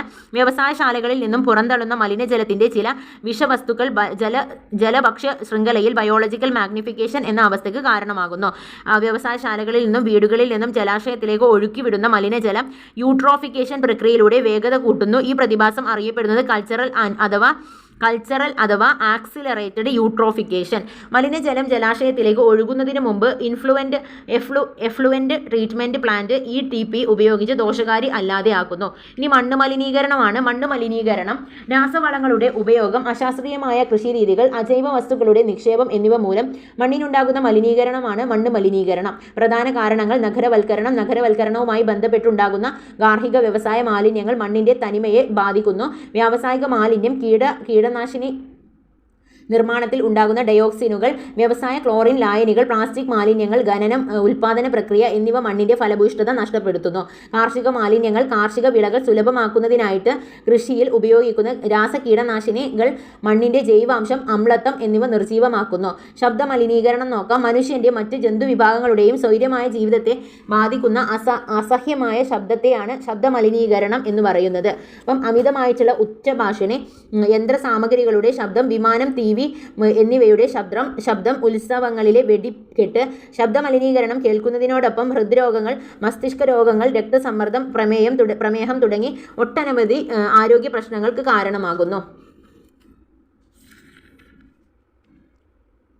ശബ്ദത്തിന്റെ തീവ്രത അളക്കുന്ന യൂണിറ്റാണ് ഡെസിബൽ. ഡെസിബലാണ് ശബ്ദത്തിന്റെ തീവ്രത അളക്കുന്ന യൂണിറ്റ്. ശബ്ദ മലിനീകരണത്തെ കാരണമാകുന്ന ശബ്ദപരിധി എന്ന് പറയുന്നത് 120 ഡെസിബലിന് മുകളിലാണ്. അന്താരാഷ്ട്ര ശബ്ദ ബോധവൽക്കരണ ദിനമായി ആചരിക്കുന്നത് ഏപ്രിൽ മാസത്തിലെ അവസാനത്തെ ബുധനാഴ്ചയാണ്. സ്വീകാര്യമല്ലാത്ത ഉയർന്ന അളവിലുള്ള ശബ്ദമാണ് നോയിഡ്. നോയിസ്. 1972 സ്റ്റോക്ക്ഹോമിൽ വെച്ച് നടന്ന ഐക്യരാഷ്ട്രസഭയുടെ പരിസ്ഥിതി സമ്മേളനമാണ് ശബ്ദ മലിനീകരണത്തെ ഒരു ആഗോള പ്രശ്നമായി പരിഗണിച്ചത്. ഗ്രീൻ മഫ്ലറിംഗ് വിദ്യ ശബ്ദ മലിനീകരണത്തെ പ്രതിരോധിക്കാൻ ഉപയോഗിക്കുന്നു. ആണവ മലിനീകരണം, റേഡിയോ ആക്റ്റീവ് മലിനീകരണം. ആണവ വസ്തുക്കളുടെ ധാതുക്കളുടെയും സാന്നിധ്യം മൂലം പരിസ്ഥിതിക്കുണ്ടാകുന്ന അനഭിലഷണീയമായ മാറ്റങ്ങളാണ് ആണവ മലിനീകരണം. ഊർജ്ജ ഉൽപാദനത്തിന്റെ ഭാഗമായി യുറേനിയം, തോറിയം എന്നീ ധാതുക്കളിൽ ഉണ്ടാകുന്ന മാലിന്യമാണ് റേഡിയോ ആക്റ്റീവ് മാലിന്യം. റേഡിയോ ആക്റ്റീവ് വസ്തുക്കളാൽ വായു, ജലം, മണ്ണ് എന്നിവ മലിനമാകുന്നതാണ് ആണവ മലിനീകരണം. ഖരമാലിന്യങ്ങൾ നോക്കാം. ഉപയോഗശേഷം വലിച്ചെറിയുന്ന എല്ലാ പാഴ്വസ്തുക്കളെയും ഖരമാലിന്യമായി കണക്കാക്കുന്നു. ഖരമാലിന്യങ്ങളെ പ്രധാനമായിട്ടും 3 തരംതിരിക്കുന്നുണ്ട്. ജീർണിക്കുന്നവ, പുനരുപയോഗിക്കാൻ പറ്റുന്നവ, ജീർണിക്കാത്തവ. ഫ്ലൈ ആഷിന്റെ പ്രധാന ഉറവിടം തെർമൽ പവർ പ്ലാന്റ് ആണ്. തെർമൽ പവർ പ്ലാന്റിൽ നിന്നാണ് ഫ്ലൈ ആഷിന്റെ പ്രധാന ഉറവിടം. താപവൈദ്യുത നിലയങ്ങൾ. ഇനി സസ്യങ്ങളിൽ നിന്നും നിർമ്മിക്കുന്ന ജൈവ വിഘടനത്തിന് വിധേയമാകുന്ന പ്ലാസ്റ്റിക്കുകളാണ് ഗ്രീൻ പ്ലാസ്റ്റിക്കുകൾ. ജപ്പാനിലെ ശാസ്ത്രജ്ഞർ മുളയെ ഗ്രീൻ പ്ലാസ്റ്റിക് ആയിട്ട് കണക്കാക്കുന്നു. ഭൂമലിനീകരണം തടയാനായി തുടങ്ങിയ ദേശീയ പരിപാടിയാണ് സ്വച്ഛ് ഭാരത് അഭിയാൻ. അപ്പം സസ്യങ്ങളിൽ നിന്നും നിർമ്മിക്കുന്ന ജൈവ വിഘടനത്തിന് വിധേയമാകുന്ന പ്ലാസ്റ്റിക്കുകളാണ് ഗ്രീൻ പ്ലാസ്റ്റിക്കുകൾ. അപ്പം സ്വച്ഛ് ഭാരത് മിഷൻ അഭിയാൻ എന്ന് പറയുന്നത് ഭൂമലിനീകരണം തടയാനായി തുടങ്ങിയ ദേശീയ പരിപാടി. ഇലക്ട്രോണിക് മാലിന്യം. ഉപയോഗശൂന്യമായ കമ്പ്യൂട്ടറുകളും ഇലക്ട്രോണിക് ഉപകരണങ്ങളും ഇലക്ട്രോണിക് മാലിന്യം എന്ന് അറിയപ്പെടുന്നു. ഇലക്ട്രോണിക് മാലിന്യങ്ങളെ വർഗീകരണം: white goods AC, fridge, washing machine. Brown goods ആണ് television, camera. Grey goods computer, printer, mobile phone. Electronic മാലിന്യ സംസ്കരണത്തിനുള്ള മാർഗം പുനരുപയോഗമാണ്. ഈ വേസ്റ്റിൽ കാണപ്പെടുന്ന ദോഷകരമായ വസ്തുക്കൾ മെർക്കുറി, ലെഡ്, കാഡ്മിയം പോലുള്ള ലോഹങ്ങളും കെമിക്കൽസും. ഏറ്റവും കൂടുതൽ ഈ മാലിന്യം പുറന്തള്ളുന്ന ഇന്ത്യൻ സംസ്ഥാനം ചോദിച്ചാൽ അത് മഹാരാഷ്ട്രയാണ്. ജനിതക തലത്തിൽ ജീവികളിൽ വിനാശകരമുണ്ടാകുന്ന മാലിന്യങ്ങളാണ് ജീനോടോക്സിക് മാലിന്യങ്ങൾ. ഉദാഹരണം ആൽഫ ടോക്സിൻ, വിനൈൽ ക്ലോറൈഡ്. മനുഷ്യനിലും മൃഗങ്ങളിലും ക്യാൻസറിന് കാരണമാകുന്ന മാലിന്യങ്ങളാണ് കാർസിനോസിക് മാലിന്യങ്ങൾ. നാഡീവ്യൂഹത്തെ തകരാറിലാക്കുന്ന മാലിന്യങ്ങളാണ് ന്യൂറോട്രോക്സിക് മാലിന്യങ്ങൾ. ഇനി കോശതലത്തിൽ പ്രവർത്തിച്ച് ATP തന്മാത്രകളിൽ ഇടപെടുന്ന മാലിന്യങ്ങളാണ് എനർജി ട്രാൻസ്ഫർ മാലിന്യങ്ങൾ. മാലിന്യ നിർമ്മാർജ്ജനത്തിനായുള്ള ശാസ്ത്രീയ രീതികളാണ് ഖരമാലിന്യങ്ങളെ ഓക്സിജന്റെ അഭാവത്തിൽ താപമേൽപ്പിച്ച് വിഘടിപ്പിക്കുന്ന പ്രക്രിയയാണ് പൈറോലൈസിസ്. മാലിന്യങ്ങളെ, പ്രത്യേകിച്ച് വ്യാവസായിക മാലിന്യങ്ങളെ ഉയർന്ന താപനിലയിൽ കത്തിച്ച് ചാരമാക്കി മാറ്റാൻ ഉപയോഗിക്കുന്ന ഉപകരണമാണ് ഇൻസിനറേറ്റർ. വായുവിന്റെ സാന്നിധ്യത്തിൽ സൂക്ഷ്മാണുക്കളെ ഉപയോഗിച്ച് ഓർഗാനിക് വസ്തുക്കളെ വിഘടിപ്പിച്ച് വളമാക്കി മാറ്റുന്ന പ്രക്രിയയാണ് കമ്പോസ്റ്റിംഗ്. വായുവിന്റെയും ഈർപ്പത്തിന്റെയും സാന്നിധ്യത്തിൽ മണ്ണിരകളെ ഉപയോഗിച്ച് നടത്തുന്ന കമ്പോസ്റ്റിംഗ് ആണ് വെർമി കമ്പോസ്റ്റ്. മാലിന്യങ്ങളെ നീണ്ടുപരന്ന വരികളിൽ കൂമ്പാരമായി വെച്ച് നടത്തുന്ന കമ്പോസ്റ്റിംഗ് ആണ് വിൻഡോ കമ്പോസ്റ്റിംഗ്. ഖരമാലിന്യങ്ങളെ വായുസഞ്ചാരമുള്ള പൈപ്പിൽ വയ്ക്കുന്ന സംവിധാനമാണ് എറേറ്റഡ് സ്റ്റാർക്ക് പെയിൽ കമ്പോസ്റ്റിംഗ്. പ്രകൃതിയിൽ നടക്കുന്ന അതേ ജൈവ വിഘടനത്തിന് സമാനമാകുന്ന പ്രക്രിയ ഉപയോഗിച്ച് മാലിന്യങ്ങളെ വൃത്തിയാക്കുന്ന പ്രക്രിയയാണ് ബയോ റെമഡിയേഷൻ. ഇനി ലോഹമാലിന്യങ്ങളാണ് ദോഷഫലങ്ങൾ. ക്രോമിയം ആണെങ്കിൽ ത്വക്ക് രോഗങ്ങളും ക്യാൻസറും ഉണ്ടാക്കുന്നത് ക്രോമിയം ത്വക്ക് രോഗങ്ങളും ക്യാൻസറും. ആർസനിക് ആണെങ്കിൽ ത്വക്ക് രോഗങ്ങളും ശ്വാസകോശ പ്രശ്നങ്ങളും ക്യാൻസറും. മാംഗനീക് ന്യൂമോണിയ, നിക്കല് ത്വക്ക് രോഗങ്ങൾ, ശ്വാസകോശ പ്രശ്നങ്ങൾ. സെലീനിയം മുടി, നഖം എന്നിവയുടെ വിരൂപമാകൽ ക്യാൻസർ. മെർക്കുറി നാഡീവ്യൂഹം തകരാറിലാകുന്നു. ലെഡ് വിളർച്ച, അനീമിയ. കാഡ്മിയം കരള്, വൃക്കകൾ, ശ്വാസകോശം, പ്രത്യുൽപാദന അവയവങ്ങൾ എന്നിവയെ ബാധിക്കുന്നു.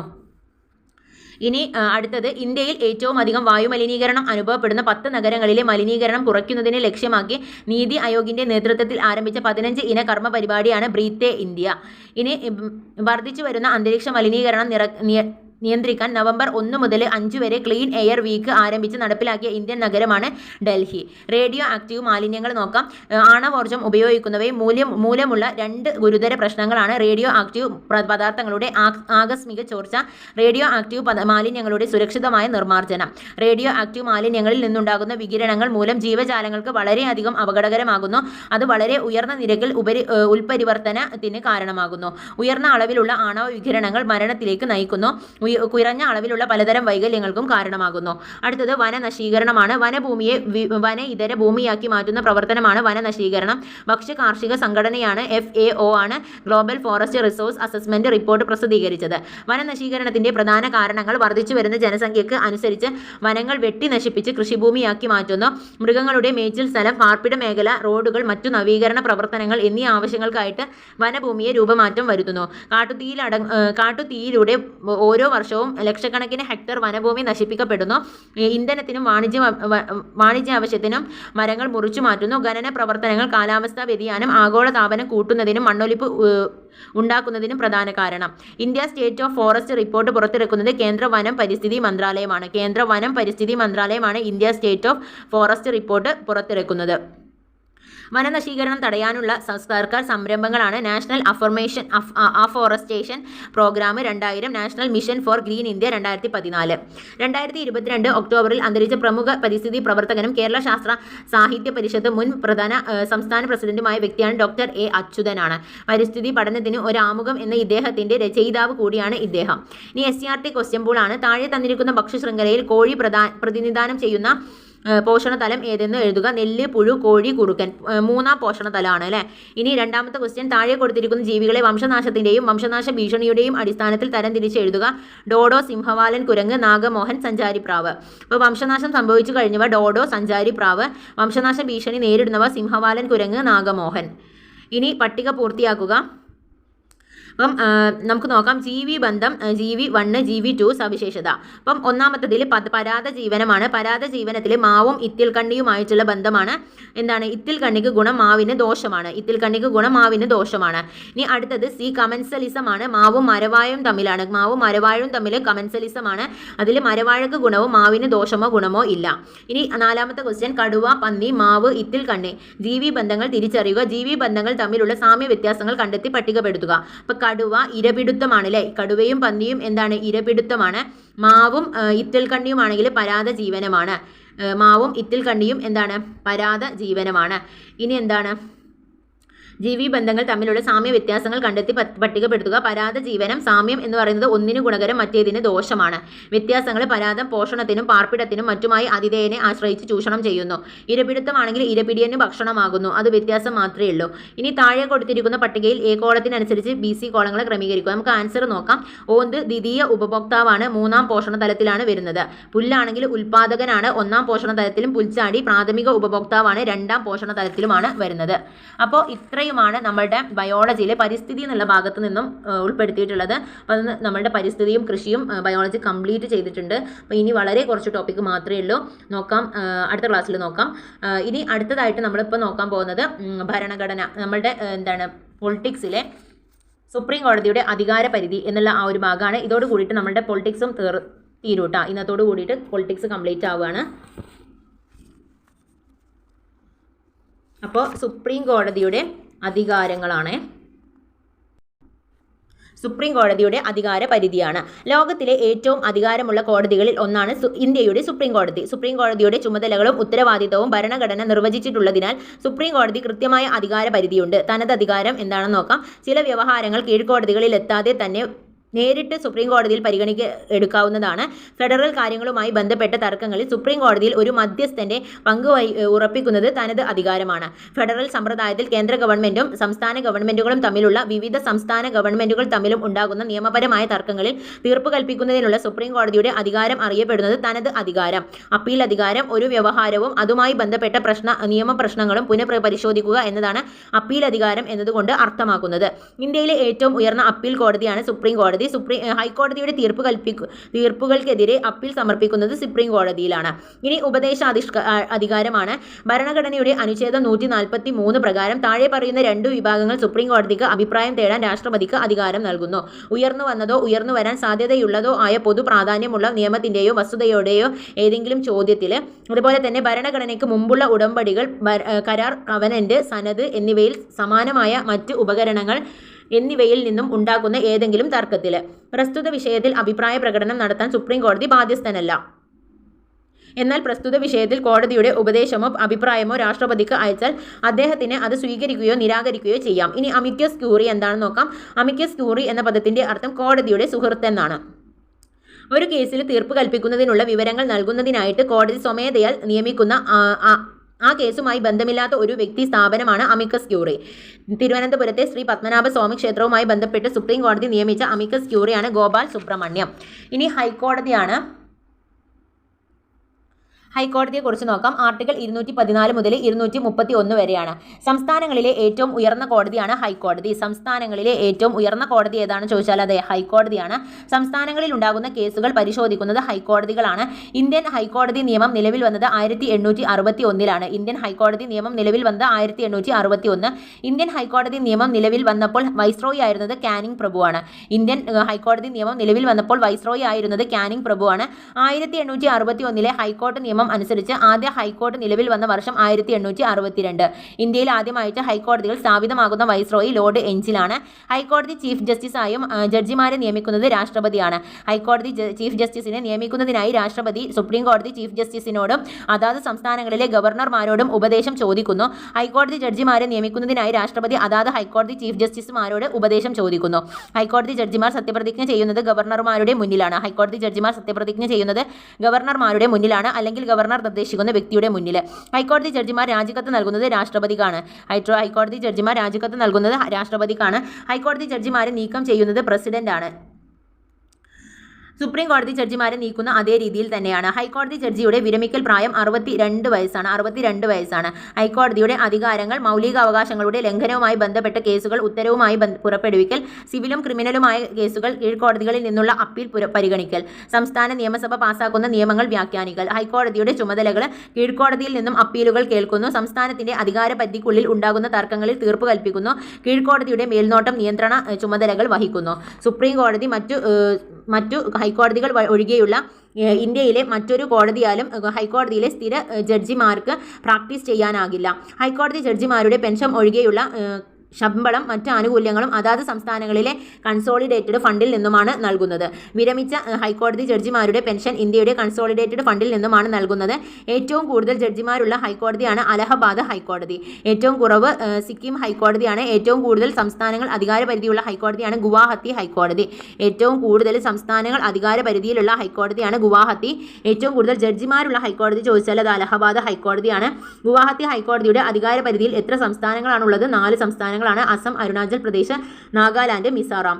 പുതിയ ഹൈക്കോടതിയാണ്. ഇന്ത്യയിൽ എത്ര ഹൈക്കോടതികളാണ് ഇപ്പോൾ ഉള്ളത്? 25 ഇന്ത്യയിൽ 25 ഹൈക്കോടതികളാണുള്ളത്. ഇന്ത്യയിൽ 25ാമത്തെ ഹൈക്കോടതി നിലവിൽ വന്ന സംസ്ഥാനം ആന്ധ്രാപ്രദേശാണ്. ആന്ധ്രാപ്രദേശ് ഹൈക്കോടതിയുടെ ആസ്ഥാനം അമരാവതിയാണ്. ആന്ധ്രാപ്രദേശ് ഹൈക്കോടതിയുടെ ആസ്ഥാനം അമരാവതി. ആന്ധ്രാപ്രദേശ് ഹൈക്കോടതിയുടെ ആദ്യ ചീഫ് ജസ്റ്റിസാണ് ജസ്റ്റിസ് സി പ്രവീൺ കുമാറാണ്. ഹൈക്കോടതി പ്രധാന അനുച്ഛേദങ്ങൾ നോക്കാം. അനുച്ഛേദം 214 ഓരോ സംസ്ഥാനത്തിനും ഹൈക്കോടതി ഉണ്ടായിരിക്കണമെന്ന് അനുശാസിക്കുന്നു. അനുച്ഛേദം 215 ഹൈക്കോടതി ഒരു കോർട്ട് ഓഫ് റെക്കോർഡ് ആണെന്ന് സൂചിപ്പിക്കുന്നു. അനുച്ഛേദം 216 ചീഫ് ജസ്റ്റിസും പ്രസിഡന്റും സമയാസമയം നിശ്ചയിക്കുന്ന എണ്ണം ജഡ്ജിമാരും അടങ്ങുന്നതാണ് ഹൈക്കോടതി. അനുച്ഛേദം 217 ഹൈക്കോടതി ചീഫ് ജസ്റ്റിസ് ജഡ്ജിമാരുടെ നിയമനം. 221 ഹൈക്കോടതി ജഡ്ജിമാരുടെ ശമ്പളം. 222 പ്രസിഡന്റിന് ഒരു ഹൈക്കോടതി ജഡ്ജിയെ മറ്റൊരു ഹൈക്കോടതിയിലേക്ക് സ്ഥലം മാറ്റാനുള്ള അധികാരം. 223 ആക്ടിംഗ് ചീഫ് ജസ്റ്റിസിന്റെ നിയമനം. 231 രണ്ടോ അതിലധികമോ സംസ്ഥാനങ്ങൾക്ക് പൊതു ഹൈക്കോടതി സ്ഥാപിക്കുന്നത് സംബന്ധിച്ചിട്ട്. ഇനി അടുത്തതായിട്ട് ഇന്ത്യയിലെ ഏറ്റവും പഴക്കം ചെന്ന ഹൈക്കോടതി കൽക്കട്ട ഹൈക്കോടതിയാണ്. ഇന്ത്യയിലെ ഏറ്റവും പഴക്കം ചെന്ന ഹൈക്കോടതി ചോദിച്ചാൽ അത് കൽക്കട്ട ഹൈക്കോടതിയാണ്. 1862 ജൂലൈ 1. 1862 നിലവിൽ വന്ന മറ്റു ഹൈക്കോടതികളാണ് മദ്രാസും ബോംബെയും. ആൻഡമാൻ നിക്കോബാർ ദ്വീപുകൾ എന്നീ ഹൈക്കോടതിയുടെ പരിധിയിലാണ് കൽക്കട്ട ഹൈക്കോടതിയുടെ. ഇന്ത്യയുടെ ആദ്യ സമ്പൂർണ്ണ വനിതാ കോടതിയാണ് മാൾഡ പശ്ചിമ ബംഗാളിലാണ്. സ്ത്രീകൾക്കും കുട്ടികൾക്കും എതിരെ നടക്കുന്ന അതിക്രമങ്ങൾക്കെതിരെയുള്ള കേസുകൾ കൈകാര്യം ചെയ്യുന്നതിനായി ഇന്ത്യയിലെ ആദ്യ ഫാസ്റ്റ് ട്രാക്ക് കോടതികൾ സ്ഥാപിതമായത് കൊച്ചിയിലാണ്. ഇന്ത്യയിൽ ആദ്യമായി ഗ്രീൻ ബെഞ്ച് സ്ഥാപിച്ച ഹൈക്കോടതിയാണ് കൽക്കട്ട ഹൈക്കോടതി. കേരള ഹൈക്കോടതി നോക്കാം. കേരള ഹൈക്കോടതി സ്ഥാപിതമായത് 1956 നവംബർ 1 1956 നവംബർ 1 കേരള ഹൈക്കോടതി സ്ഥാപിതമായത്. കേരള ഹൈക്കോടതിയുടെ ആസ്ഥാനം എറണാകുളമാണ്. കേരള ഹൈക്കോടതിയുടെ ആസ്ഥാനം എവിടെയാണ്? എറണാകുളമാണ്. കേരള ഹൈക്കോടതിയുടെ ആദ്യ ചീഫ് ജസ്റ്റിസ് കെ ടി കോശിയാണ് ആദ്യ ചീഫ് ജസ്റ്റിസ്. കേരള ഹൈക്കോടതിയുടെ ചീഫ് ജസ്റ്റിസായ ആദ്യ വനിതയാണ് സുജാത മനോഹർ. കേരള ഹൈക്കോടതിയുടെ ചീഫ് ജസ്റ്റിസായ ആദ്യ വനിതയാണ് സുജാത മനോഹർ. കേരള ഹൈക്കോടതിയിലെ ചീഫ് ജസ്റ്റിസായ ആദ്യ മലയാളി വനിതയാണ് കെ ഉഷ. കേരള ഹൈക്കോടതിയിലെ ചീഫ് ജസ്റ്റിസായ ആദ്യ മലയാളി വനിതയാണ് കെ ഉഷ. കേരള ഹൈക്കോടതിയുടെ ആദ്യ വനിതാ ജഡ്ജിയാണ് അന്ന ചാണ്ടി. കേരള ഹൈക്കോടതിയിലെ ആദ്യ വനിതാ ജഡ്ജിയാണ് Anna Chandy. National university of advanced legal സ്റ്റഡീസിന്റെ ചാൻസലർ ഹൈക്കോടതി ചീഫ് ജസ്റ്റിസാണ്. കേരള ഹൈക്കോടതി അധികാര പരിധിയിൽ വരുന്ന കേന്ദ്രഭരണ പ്രദേശം ചോദിച്ചാൽ അത് ലക്ഷദ്വീപാണ്. കേരള ഹൈക്കോടതിയുടെ നിലവിലെ ചീഫ് ജസ്റ്റിസാണ് ജസ്റ്റിസ് എസ് മണികുമാറാണ്. കേരള ഹൈക്കോടതിയുടെ നിലവിലെ ചീഫ് ജസ്റ്റിസാണ് ജസ്റ്റിസ് എസ് മണികുമാർ. ഇനി ഹൈക്കോടതികളെ പേര്, സ്ഥാപിതമായ വർഷം, സീറ്റ്, അധികാര പരിധി. അപ്പോൾ കൽക്കട്ട ഹൈക്കോടതി 1862 കൽക്കത്തയാണ് സീറ്റ് കൽക്കത്തയാണ്. അധികാര പരിധി പശ്ചിമ ബംഗാൾ, ആൻഡമാൻ നിക്കോബാർ ദ്വീപുകൾ. ബോംബെ ഹൈക്കോടതി ആണെങ്കിൽ 62 തന്നെയാണ് വന്നിട്ടുള്ളത്. മുംബൈയാണ് സീറ്റ്. മഹാരാഷ്ട്ര, ഗോവ, ദാദ്ര നഗർ ഹവേലി, ദാമൻ ദിയു. മദ്രാസ് ഹൈക്കോടതി 1862 തന്നെയാണ് ചെന്നൈയിൽ, മദ്രാസിൽ അല്ലേ. ഇനി ചെന്നൈയിലാണ് സീറ്റ്, ചെന്നൈയിലാണ്. തമിഴ്നാട് പുതുച്ചേരിയാണ്. അലഹബാദ് ഹൈക്കോടതി 1866 അലഹബാദ്, ഉത്തർപ്രദേശ്. ഇനി കർണാടക ഹൈക്കോടതി 1884 ബംഗളൂരു, കർണാടക. പാറ്റ്ന ഹൈക്കോടതി 1916 പാറ്റ്ന, ബീഹാർ. മധ്യപ്രദേശ് ഹൈക്കോടതി 1936 ജബൽപൂർ, മധ്യപ്രദേശ്. ഇനി ജമ്മു ആൻഡ് കാശ്മീർ ആൻഡ് ലഡാക്ക് ഹൈക്കോടതി 1943 ശ്രീനഗർ, ജമ്മു കാശ്മീർ, ലഡാക്ക്. പഞ്ചാബ് ഹരിയാന ഹൈക്കോടതി 1947 ചണ്ഡീഗഡ്, പഞ്ചാബ് ഹരിയാന, ചണ്ഡീഗഡ്. ഗുവാഹത്തി ഹൈക്കോടതി 1948 ഗുവാഹത്തി, അസം, മിസോറാം, അരുണാചൽ പ്രദേശ്, നാഗാലാൻഡ്. ഒഡീഷ ഹൈക്കോടതി 1948 കട്ടക്ക്, ഒഡീഷ. രാജസ്ഥാൻ ഹൈക്കോടതി 1949 ജോധ്പൂർ, രാജസ്ഥാൻ. ഹൈദരാബാദ് ഹൈക്കോടതി 1954 ഹൈദരാബാദ്, തെലുങ്കാന. കേരള ഹൈക്കോടതി 1956 കൊച്ചി, കേരളം, ലക്ഷദ്വീപ്. ഗുജറാത്ത് ഹൈക്കോടതി 1960 അഹമ്മദാബാദ്, ഗുജറാത്ത്. ഡൽഹി ഹൈക്കോടതി 1966 ന്യൂഡൽഹി, ഹിമാചൽ പ്രദേശ് ഹൈക്കോടതി 1971 സിംല, ഹിമാചൽ പ്രദേശ്. സിക്കിം ഹൈക്കോടതി 1975 ഗാംഗ്ടോക്ക്, സിക്കിം. ഛത്തീസ്ഗഡ് ഹൈക്കോടതി 2000 ബിലാസ്പൂർ, ഛത്തീസ്ഗഡ്. ജാർഖണ്ഡ് ഹൈക്കോടതി 2000 റാഞ്ചി, ജാർഖണ്ഡ്. ഉത്തരാഖണ്ഡ് ഹൈക്കോടതി 2000 നൈനിറ്റാൽ, ഉത്തരാഖണ്ഡ്. മണിപ്പൂർ ഹൈക്കോടതി 2013 ഇംഫാൽ, മണിപ്പൂർ. മേഘാലയ ഹൈക്കോടതി 2013 ഷില്ലോങ്, മേഘാലയ. ത്രിപുര ഹൈക്കോടതി 2013 അഗർത്തല, ത്രിപുര. ആന്ധ്രാപ്രദേശ് ഹൈക്കോടതി 2019 അമരാവതി, ആന്ധ്രാപ്രദേശ്. 1954 മുതൽ 2014 വരെ ആന്ധ്രാപ്രദേശിന്റെ ഹൈക്കോടതിയായിരുന്നു ഹൈദരാബാദിൽ ഉണ്ടായിരുന്നത്. 2014 തെലുങ്കാന രൂപീകരിച്ചതോടെ ഇത് തെലുങ്കാന, ആന്ധ്രാപ്രദേശ് എന്നീ സംസ്ഥാനങ്ങൾ പൊതുവെ ഹൈക്കോടതിയായി. 2019 ജനുവരി 1 മുതൽ ആന്ധ്രാപ്രദേശിന്റെ പ്രത്യേകം ഹൈക്കോടതി അമരാവതിയിൽ നിലവിൽ വന്നു. ഇനി കീഴ്ക്കോടതികളാണ്. ജില്ലയിൽ ഉണ്ടാകുന്ന കേസുകൾ പരിശോധിക്കുന്നത് ജില്ലാ കോടതികളാണ്. ജില്ലാ കോടതികൾ, സബ് കോടതികൾ, മുനിസിഫ് കോടതികൾ, മജിസ്ട്രേറ്റ് കോടതികൾ എന്നിവ ഉൾക്കൊള്ളുന്നതാണ് കീഴ്ക്കോടതികൾ. സിവിൽ കേസുകളും ക്രിമിനൽ കേസുകളും തീർപ്പ് കൽപ്പിക്കുന്ന അധികാരം കീഴ്ക്കോടതികൾക്കുണ്ട്. താലൂക്ക് തലത്തിലുള്ള കേസുകൾ കൈകാര്യം ചെയ്യുന്നത് സബ് കോടതികൾ, മുനിസിഫ് കോടതികൾ, മജിസ്ട്രേറ്റ് കോടതികൾ. ഒരു ജില്ലയിൽ ഏറ്റവും ഉയർന്ന സിവിൽ കോടതിയാണ് ജില്ലാ കോടതി. ഒരു ജില്ലയിലെ ഏറ്റവും ഉയർന്ന സിവിൽ കോടതി. ഒരു ജില്ലയിലെ ഏറ്റവും ഉയർന്ന ക്രിമിനൽ കോടതിയാണ് ജില്ലാ സെഷൻസ് കോടതി. ഒരു ജില്ലയിലെ ഏറ്റവും ഉയർന്ന ക്രിമിനൽ കോടതിയാണ് ജില്ലാ സെഷൻസ് കോടതി. സിവിൽ കേസുകൾ കൈകാര്യം ചെയ്യുന്ന ഏറ്റവും താഴ്ന്ന കോടതിയാണ് മുനിസിഫ് കോടതി. ക്രിമിനൽ കേസുകളുമായി ബന്ധപ്പെട്ട ഏറ്റവും താഴ്ന്ന കോടതിയാണ് മജിസ്ട്രേറ്റ് കോടതി. അഡ്വക്കേറ്റ് ആയിട്ട് 7 വർഷം പ്രവൃത്തി പരിചയമുള്ള ആളെ എല്ലാ ജില്ലാ ജഡ്ജിയായി നിയമിക്കുന്നത് ഗവർണറാണ്. ഇനി ലോക് അദാലത്താണ്. സാധാരണക്കാർക്കും പാവപ്പെട്ടവർക്കും അധികം പണച്ചെലവില്ലാതെ നീതി ലഭ്യമാക്കുന്നതിന് വേണ്ടിയുള്ള സംവിധാനമാണ് ലോക് അദാലത്ത്. സാധാരണക്കാർക്കും പാവപ്പെട്ടവർക്കും അധികം പണച്ചെലവില്ലാതെ നീതി ലഭ്യമാക്കുന്നതിന് വേണ്ടിയുള്ള സംവിധാനമാണ് ലോക് അദാലത്ത്. ലോക് അദാലത്ത് എന്നതിനർത്ഥം ജനങ്ങളുടെ കോടതി. ലോക് അദാലത്തിന്റെ ലക്ഷ്യം കേസുകൾ കഴിയുന്നത്ര വേഗം തീർപ്പാക്കുക, കാലതാമസം ഒഴിവാക്കുക. ഗവൺമെന്റ് നിയമനിർമ്മാണ വിഭാഗം, കാര്യനിർവഹണ വിഭാഗം, നീതിന്യായ വിഭാഗം. നിയമനിർമ്മാണ വിഭാഗത്തിൽ കേന്ദ്ര നിയമനിർമ്മാണ വിഭാഗവും സംസ്ഥാന നിയമനിർമ്മാണ വിഭാഗവും വരുന്നുണ്ട്. കേന്ദ്ര നിയമനിർമ്മാണ വിഭാഗത്തിൽ രാഷ്ട്രപതി, ലോക്സഭ, രാജ്യസഭയാണ്. സംസ്ഥാന നിയമസഭയിലെ ഗവർണറും നിയമസഭ, നിയമ സമിതി. ഇനി കാര്യനിർവഹണ വിഭാഗത്തിൽ കേന്ദ്ര കാര്യനിർവഹണ വിഭാഗവും സംസ്ഥാന കാര്യനിർവഹണ വിഭാഗവും ഉണ്ട്. അതിൽ കേന്ദ്ര കാര്യനിർവഹണ വിഭാഗത്തിൽ രാഷ്ട്രപതി, ഉപരാഷ്ട്രപതി, പ്രധാനമന്ത്രി, മന്ത്രിസഭ ഉദ്യോഗസ്ഥരാണ്. സംസ്ഥാന കാര്യനിർവഹണ വിഭാഗത്തിലെ ഗവർണർ, മുഖ്യമന്ത്രി, മന്ത്രിസഭ ഉദ്യോഗസ്ഥർ. നീതിന്യായ വിഭാഗം സുപ്രീം കോടതിയും ഹൈക്കോടതിയും കീഴ്ക്കോടതികളുമാണ്. SCRT ക്വസ്റ്റ്യൻ ബോർഡ് നോക്കാം. യോഗ്യതയുടെ അടിസ്ഥാനത്തിൽ നിയമിക്കപ്പെടുന്ന ഉദ്യോഗസ്ഥർ ഏത് കാര്യനിർവഹണ വിഭാഗത്തിൽ പെടുന്നു? സ്ഥിര കാര്യനിർവഹണ വിഭാഗത്തിലാണ്. നിയമങ്ങൾ നടപ്പിലാക്കുകയും ഭരണ നിർവഹണം നടത്തുകയും ചെയ്യുന്ന ഗവൺമെന്റിന്റെ വിഭാഗം ഏത് എന്നാണ് കേന്ദ്ര കാര്യനിർവഹണ വിഭാഗം. ചുവടെ നൽകിയിരിക്കുന്നവയിൽ കേന്ദ്ര ഗവൺമെന്റിന്റെ കാര്യനിർവഹണ വിഭാഗം ഏത്? അത് സി ആണ് ആൻസർ കൊടുത്തിട്ടുള്ളത്. രാഷ്ട്രപതി, ലോക്സഭ, രാജ്യസഭ കൊടുത്തിട്ടുണ്ട്. സുപ്രീം കോടതി, കീഴ്ക്കോടതികൾ, ഹൈക്കോടതി. ഇത് സി കൊടുത്തിട്ടുള്ളത് രാഷ്ട്രപതി, കേന്ദ്ര മന്ത്രിസഭ, ഉദ്യോഗസ്ഥ വൃന്ദം. അപ്പോൾ കേന്ദ്ര ഗവൺമെന്റിന്റെ കാര്യനിർവഹണ വിഭാഗം എന്ന് പറയുന്നത് രാഷ്ട്രപതിയും കേന്ദ്ര മന്ത്രിസഭയും ഉദ്യോഗസ്ഥ വൃന്ദവുമാണ്. സംസ്ഥാന കാര്യനിർവഹണ വിഭാഗത്തിന്റെ തലവനാണ് ഗവർണർ.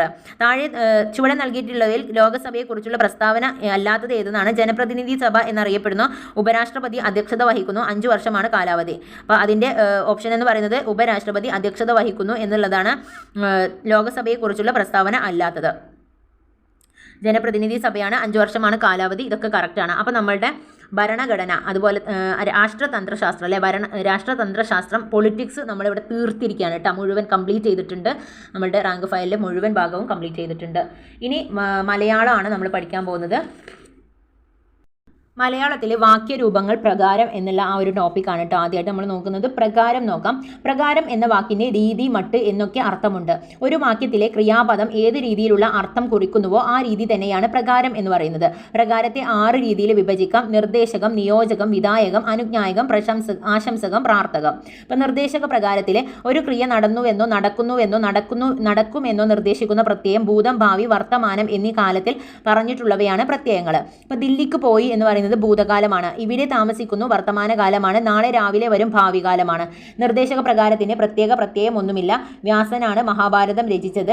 കുട്ടികൾ നോവൽ വായിക്കുന്നു. ശരത്ത് പഠിച്ചു. അപ്പം നിർദ്ദേശക പ്രകാരത്തിന് പ്രത്യേകമായിട്ട് പ്രത്യയങ്ങളൊന്നും തന്നെ ഇല്ല.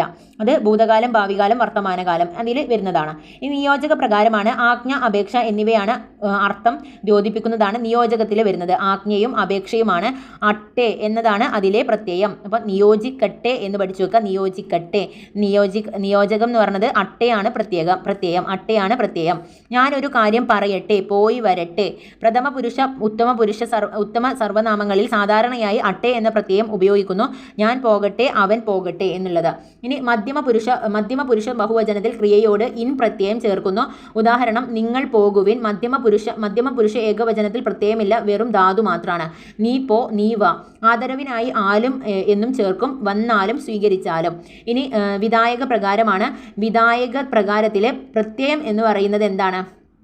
അണം ആണ് പ്രത്യയം. അപ്പം വിധായ ഗണം എന്ന് പഠിച്ചു വെക്കുക. വിധായ ഗണം നിയോജിക്കട്ടെ വിധായ ഗണം എന്ന് പഠിച്ചു വെക്കുക. വിധായ ഗണം എന്ന് പഠിച്ചു വെക്കുക. അണമാണ് പ്രത്യയം. കണ്ടാൽ ചിരിക്കണം, നീ മരിക്കണം, ഹിതമായി പ്രവർത്തിക്കണം, വരണം, ഇരിക്കണം, പോകണം. ധാതുവിൻ്റെ കൂടെ അണം എന്ന പ്രത്യയമാണ് വരുന്നത്. ഇനി അനുജ്ഞായക പ്രകാരമാണെങ്കിൽ അനുജ്ഞായകാം എന്ന് പഠിച്ചു വെക്കുക. അനുജ്ഞായകാം. അപ്പം പോകാം, വരാം, കാണാം അങ്ങനെയുള്ളതാണ് അനുജ്ഞായക പ്രകാരത്തിൽ വരുന്നത്. പ്രത്യയം ആമാണെന്ന് ഓർത്തു വെക്കുക. ഇനി ആശംസക പ്രകാരമാണ് ആശംസിക്കാവൂ എന്ന് പഠിച്ചു വെക്കുക. ആശംസിക്കാവൂ എന്ന് പറയുമ്പോൾ ചെയ്യും ആവൂ. ആവൂ എന്നാണ് പ്രത്യയം വരുന്നത്. ആവൂ എന്നാണ് പ്രത്യയം വരുന്നത്. ചെയ്യാവൂ, ചിരിക്കാവൂ അങ്ങനെ വരുന്നത്. ഇങ്ങനെയേ ചെയ്യാവൂ, ഇങ്ങനെയേ പറയാവൂ അങ്ങനെ വരുന്നത്. ഇനി പ്രാർത്ഥക പ്രകാരം എന്ന് പറഞ്ഞാൽ പ്രാർത്ഥനയെ സൂചിപ്പിക്കുന്ന ക്രിയാവാക്യങ്ങളാണിവ. എന്നെ രക്ഷിക്കണമേ, എന്നിൽ കനിയണമേ, എന്നെ സഹായിക്കണമേ എന്നൊക്കെയാണ് അതിൻ്റെ ഇതായിട്ട് വരുന്നത്. വിധായക രൂപത്തോടു കൂടി പ്രത്യയം ചേർക്കുമ്പോൾ പ്രാർത്ഥക പ്രകാരം കിട്ടും. ഇനി അനുപ്രയോഗമാണ്. പ്രധാന ക്രിയയുടെ അർത്ഥം പരിഷ്കരിക്കുന്നതിന് വേണ്ടി അതിൻ്റെ പിന്നിൽ ചേർക്കുന്ന ക്രിയക്ക് അനുപ്രയോഗം എന്ന് പറയുന്നു. അനുപ്രയോഗം ഏതിനോട് കൂടി ചേർക്കുന്നുവോ അതിന് പ്രാഗ് പ്രയോഗം എന്ന് പറയുന്നു. പ്രാഗ് പ്രയോഗം ഭൂതകാല രൂപത്തിലായിരിക്കും. പ്രാഗ് പ്രയോഗവും അനുപ്രയോഗവും തമ്മിൽ കൂടിച്ചേരുന്നതിന് സംയുക്ത ക്രിയ എന്നും പറയുന്നു. ഉപസർഗധാതുക്കളെ പറയുന്നു. അനുപ്രയോഗം 4 വിധമാണ്. പ്രാഗ് പ്രയോഗം, അനുപ്രയോഗം, സംയുക്ത ക്രിയ. അപ്പോൾ അറിയിച്ചു എന്നുള്ളത് പ്രാഗ് പ്രയോഗമാണ്. അനുപ്രയോഗം കൊള്ളുന്നു ആണ്. അറിയിച്ചു, കൊള്ളുന്നു, അറിയിച്ചു, കൊള്ളുന്നു. തിന്നു, പോയി, തിന്നുപോയി. കണ്ടു, കൊള്ളാം, കണ്ടുകൊള്ളാം. അപ്പോൾ കണ്ടുകൊള്ളാമിലെ അനുപ്രയോഗം ഏത് എന്ന് ചോദിച്ചാൽ കൊള്ളാം ആണെന്ന് നമുക്കിവിടെ കിട്ടണം. തിന്നുപോയിലാണെങ്കിൽ ഏതാണ്? പോയി എന്നാണ്. അറിയിച്ചു കൊള്ളുന്നു എന്നുള്ളതിൽ കൊള്ളുന്നു എന്നാണ് അനുപ്രയോഗം. ഇനി അതിൽ ഭേദകാനുപ്രയോഗം, കാലാനുപ്രയോഗം, പൂരണാനുപ്രയോഗം, നിഷേധാനുപ്രയോഗം ഉണ്ട്. ഭേദകാനുപ്രയോഗം നോക്കാം. ക്രിയക്ക് വിശേഷാർത്ഥം നൽകുന്ന അനുപ്രയോഗമാണ് ഭക്തി, ബഹുമാനം, ലാഘവം, പതിവ് എന്നിവ പ്രകടമാക്കാൻ ഉപയോഗിക്കുന്നു. അരുൾ എന്ന ധാതു വരാം എന്ന് അരുളിയാലും വര് പഠിച്ചു വരുന്നു പതിവ്. കൊള്ള് പറഞ്ഞു കൊള്ളുന്നു വിനയം. കള തോൽപ്പിച്ച് കളഞ്ഞു ലാഘവം. നില്ല് വന്ദിച്ച് നിൽക്കുന്നു ബഹുമാനം. ഇനി കാലാനുപ്രയോഗമാണ്. കാലാനുപ്രയോഗത്തിൽ ക്രിയ നടക്കുന്ന കാലത്തെ സൂക്ഷ്മതയോടെ കുറിക്കാൻ ഉപയോഗിക്കുന്ന സഹായക ക്രിയകളാണ് കാലാനുപ്രയോഗം.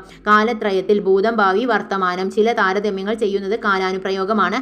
വന്ന്, ഇട്ട്, ഉണ്ട്, ആയി, ഇരി, ആം വന്നിട്ടുണ്ടായിരിക്കാം. അപ്പം വന്നിട്ടുണ്ടായിരിക്കാം എന്നുള്ളതിന് വന്ന്, ഇട്ട്, ഉണ്ട്, ആയി, ഇരി, ആം എന്ന് ആണ് തിരിച്ചിരിക്കുന്നത്. അപ്പോൾ വന്നിട്ടുണ്ടായിരിക്കാം എന്നാണ്. വന്നിരുന്നു, വന്നിട്ടുണ്ടായിരുന്നു, വന്നുകൊണ്ടിരിക്കുന്നു, വരുമായിരിക്കും, അവൾ പറഞ്ഞുകൊണ്ടിരിക്കുന്നു എന്നതൊക്കെയാണ് ഈ ഒരു കാലാനുപ്രയോഗത്തിൽ വരുന്നത്. ഇനി പൂരണ അനുപ്രയോഗമാണ്. പൂരണ അനുപ്രയോഗം കിലധാതുവിനോട് ചേർന്ന് നിൽക്കുന്ന അവയുടെ അർത്ഥത്തെ പൂർത്തീകരിക്കുന്നതിന് ആവുക അനുപ്രയോഗിക്കുന്നു. അപ്പം ഉൾ എന്ന ധാതു ഉണ്ട്, ഉള്ള, ഉള്ളു എന്ന രൂപങ്ങൾ ആവുക എന്ന അനുപ്രയോഗം ചേർന്നുകൊണ്ടുള്ള മറ്റു രൂപങ്ങളാണ്. ഉണ്ടായി, ഉണ്ടാകുന്നു, ഉണ്ടാകും, ഉണ്ടാകുവാൻ, ഉണ്ടാകട്ടെ, ഉണ്ടാക്കുക. ഇനി വേൺ എന്ന ധാതുവിനോട് വര് എന്ന വേൺ എന്ന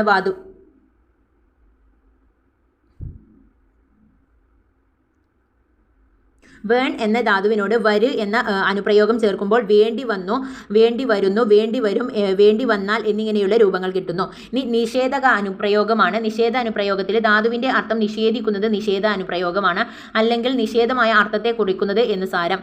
അല്ല, ഇല്ല, ഓല, അരുത്, വഹിയ, വയ്യ, നിന്നിട, പോക വയ്യ, വന്നുകൂടാ, അങ്ങനെ പറയരുത്, പയ്യനെ കൊന്നിടല്ലേ അങ്ങനെയുള്ളതാണ്. അനുപ്രയോഗങ്ങളെ ഒന്നായും ഒന്നിനു പുറകെ ഒന്നായും ഉപയോഗിക്കാം. എഴുതി കഴിഞ്ഞിട്ടുണ്ടാകും. എഴുതി പ്രാഗ് പ്രയോഗമാണ്. എഴുതി കഴിഞ്ഞു ഭേദകാനുപ്രയോഗമാണ്. എഴുതി കഴിഞ്ഞിട്ടുണ്ട് കാലകാനുപ്രയോഗമാണ്. എഴുതി കഴിഞ്ഞിട്ടുണ്ടാകും പൂരകാനുപ്രയോഗമാണ്. അപ്പോൾ ഇത്രയുമാണ് ഇന്നത്തെ ക്ലാസ്സിൽ ഉൾപ്പെടുത്തുന്നത്. വാക്യഘടനയും വാക്യശുദ്ധിയും അടുത്ത ക്ലാസ്സിലായിരിക്കും. ഇതിൽ നമ്മൾ മനഃശാസ്ത്രമാണ് കേട്ടോ അടുത്തതായിട്ട് നോക്കുന്നത്. മനഃശാസ്ത്ര ഗവേഷണ ഉപാധികളും രീതികളുമാണ് നമ്മൾ ഇന്ന് പഠിക്കുന്നത്. അപ്പോൾ അതിൽ ആത്മനിഷ്ഠാരീതി ഒന്നാമത്തത്. ആത്മനിഷ്ഠാരീതി, നിരീക്ഷണ രീതി, പരീക്ഷണ രീതി, അഭിമുഖം, സർവേ രീതി, ക്ലിനിക്കൽ രീതി, സാമൂഹിക ബന്ധ പരിശോധനകൾ, പ്രക്ഷേപണ രീതി, സഞ്ചിത രേഖ, ഉപാഖ്യാന രേഖ, ചെക്ക് ലിസ്റ്റ്, റേറ്റിംഗ് സ്കെയിൽ, ചോദ്യാവലി, കേസ് സ്റ്റഡി, ക്രിയാഗവേഷണം. ഇത്രയും 15 എണ്ണമാണ് മനഃശാസ്ത്ര ഗവേഷണ ഉപാധികളും രീതികളിലും വരുന്നത്. അപ്പോൾ ആദ്യമായിട്ട് നമ്മൾ ആത്മനിഷ്ഠാരീതി എന്താണെന്ന് നോക്കാം. ഇൻട്രോസ്പെക്ഷൻ എന്ന വാക്കുണ്ടായത് സ്പിസിയർ എന്ന 2 വാക്കുകളിൽ നിന്നാണ്. ഇൻട്രോ എന്ന വാക്കിൻ്റെ അർത്ഥം ഇൻവാർഡ്, വിത്ത്, ഇൻ എന്ന അർത്ഥമാണ്. സ്പീസിയർ എന്ന വാക്കിൻ്റെ അർത്ഥം to look at. Introspection, action of searching one feelings of thoughts. ഒരാൾ സ്വന്തം മാനസിക അവസ്ഥയെയും മാനസിക പ്രതിഭാസങ്ങളെയും മനസ്സിൻ്റെ ഉള്ളിലേക്ക് നോക്കിക്കൊണ്ട് വിവരിക്കുകയും വിശകലന വിധേയമാക്കുകയും ചെയ്യുന്ന രീതിയാണ് ആത്മനിഷ്ഠാ രീതി എന്ന് പറയുന്നത്.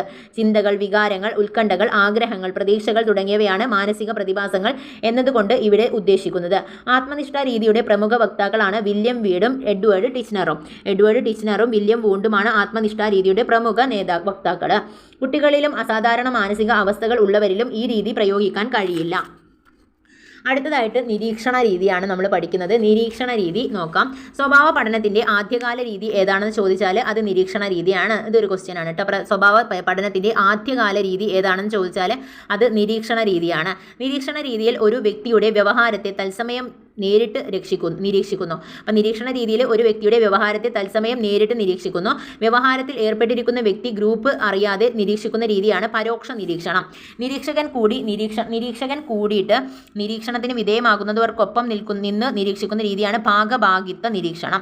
ഭാഗഭാഗിത്വ നിരീക്ഷണം എന്ന് പറഞ്ഞാൽ നിരീക്ഷകൻ കൂടി നിരീക്ഷണ വിധേയമാകുന്നവർക്കൊപ്പം നിന്ന് നിരീക്ഷിക്കുന്ന രീതിയാണ്. നിരീക്ഷണം ഫലപ്രദമാക്കാൻ അനിവാര്യമായ ഘടകങ്ങളാണ് കൃത്യമായ ആസൂത്രണം, ഉപകരണങ്ങളുടെ കൃത്യമായ ഉപയോഗം, നിരീക്ഷകന്റെ മികച്ച വൈദഗ്ധ്യം, വസ്തുനിഷ്ഠമായ സമീപനം.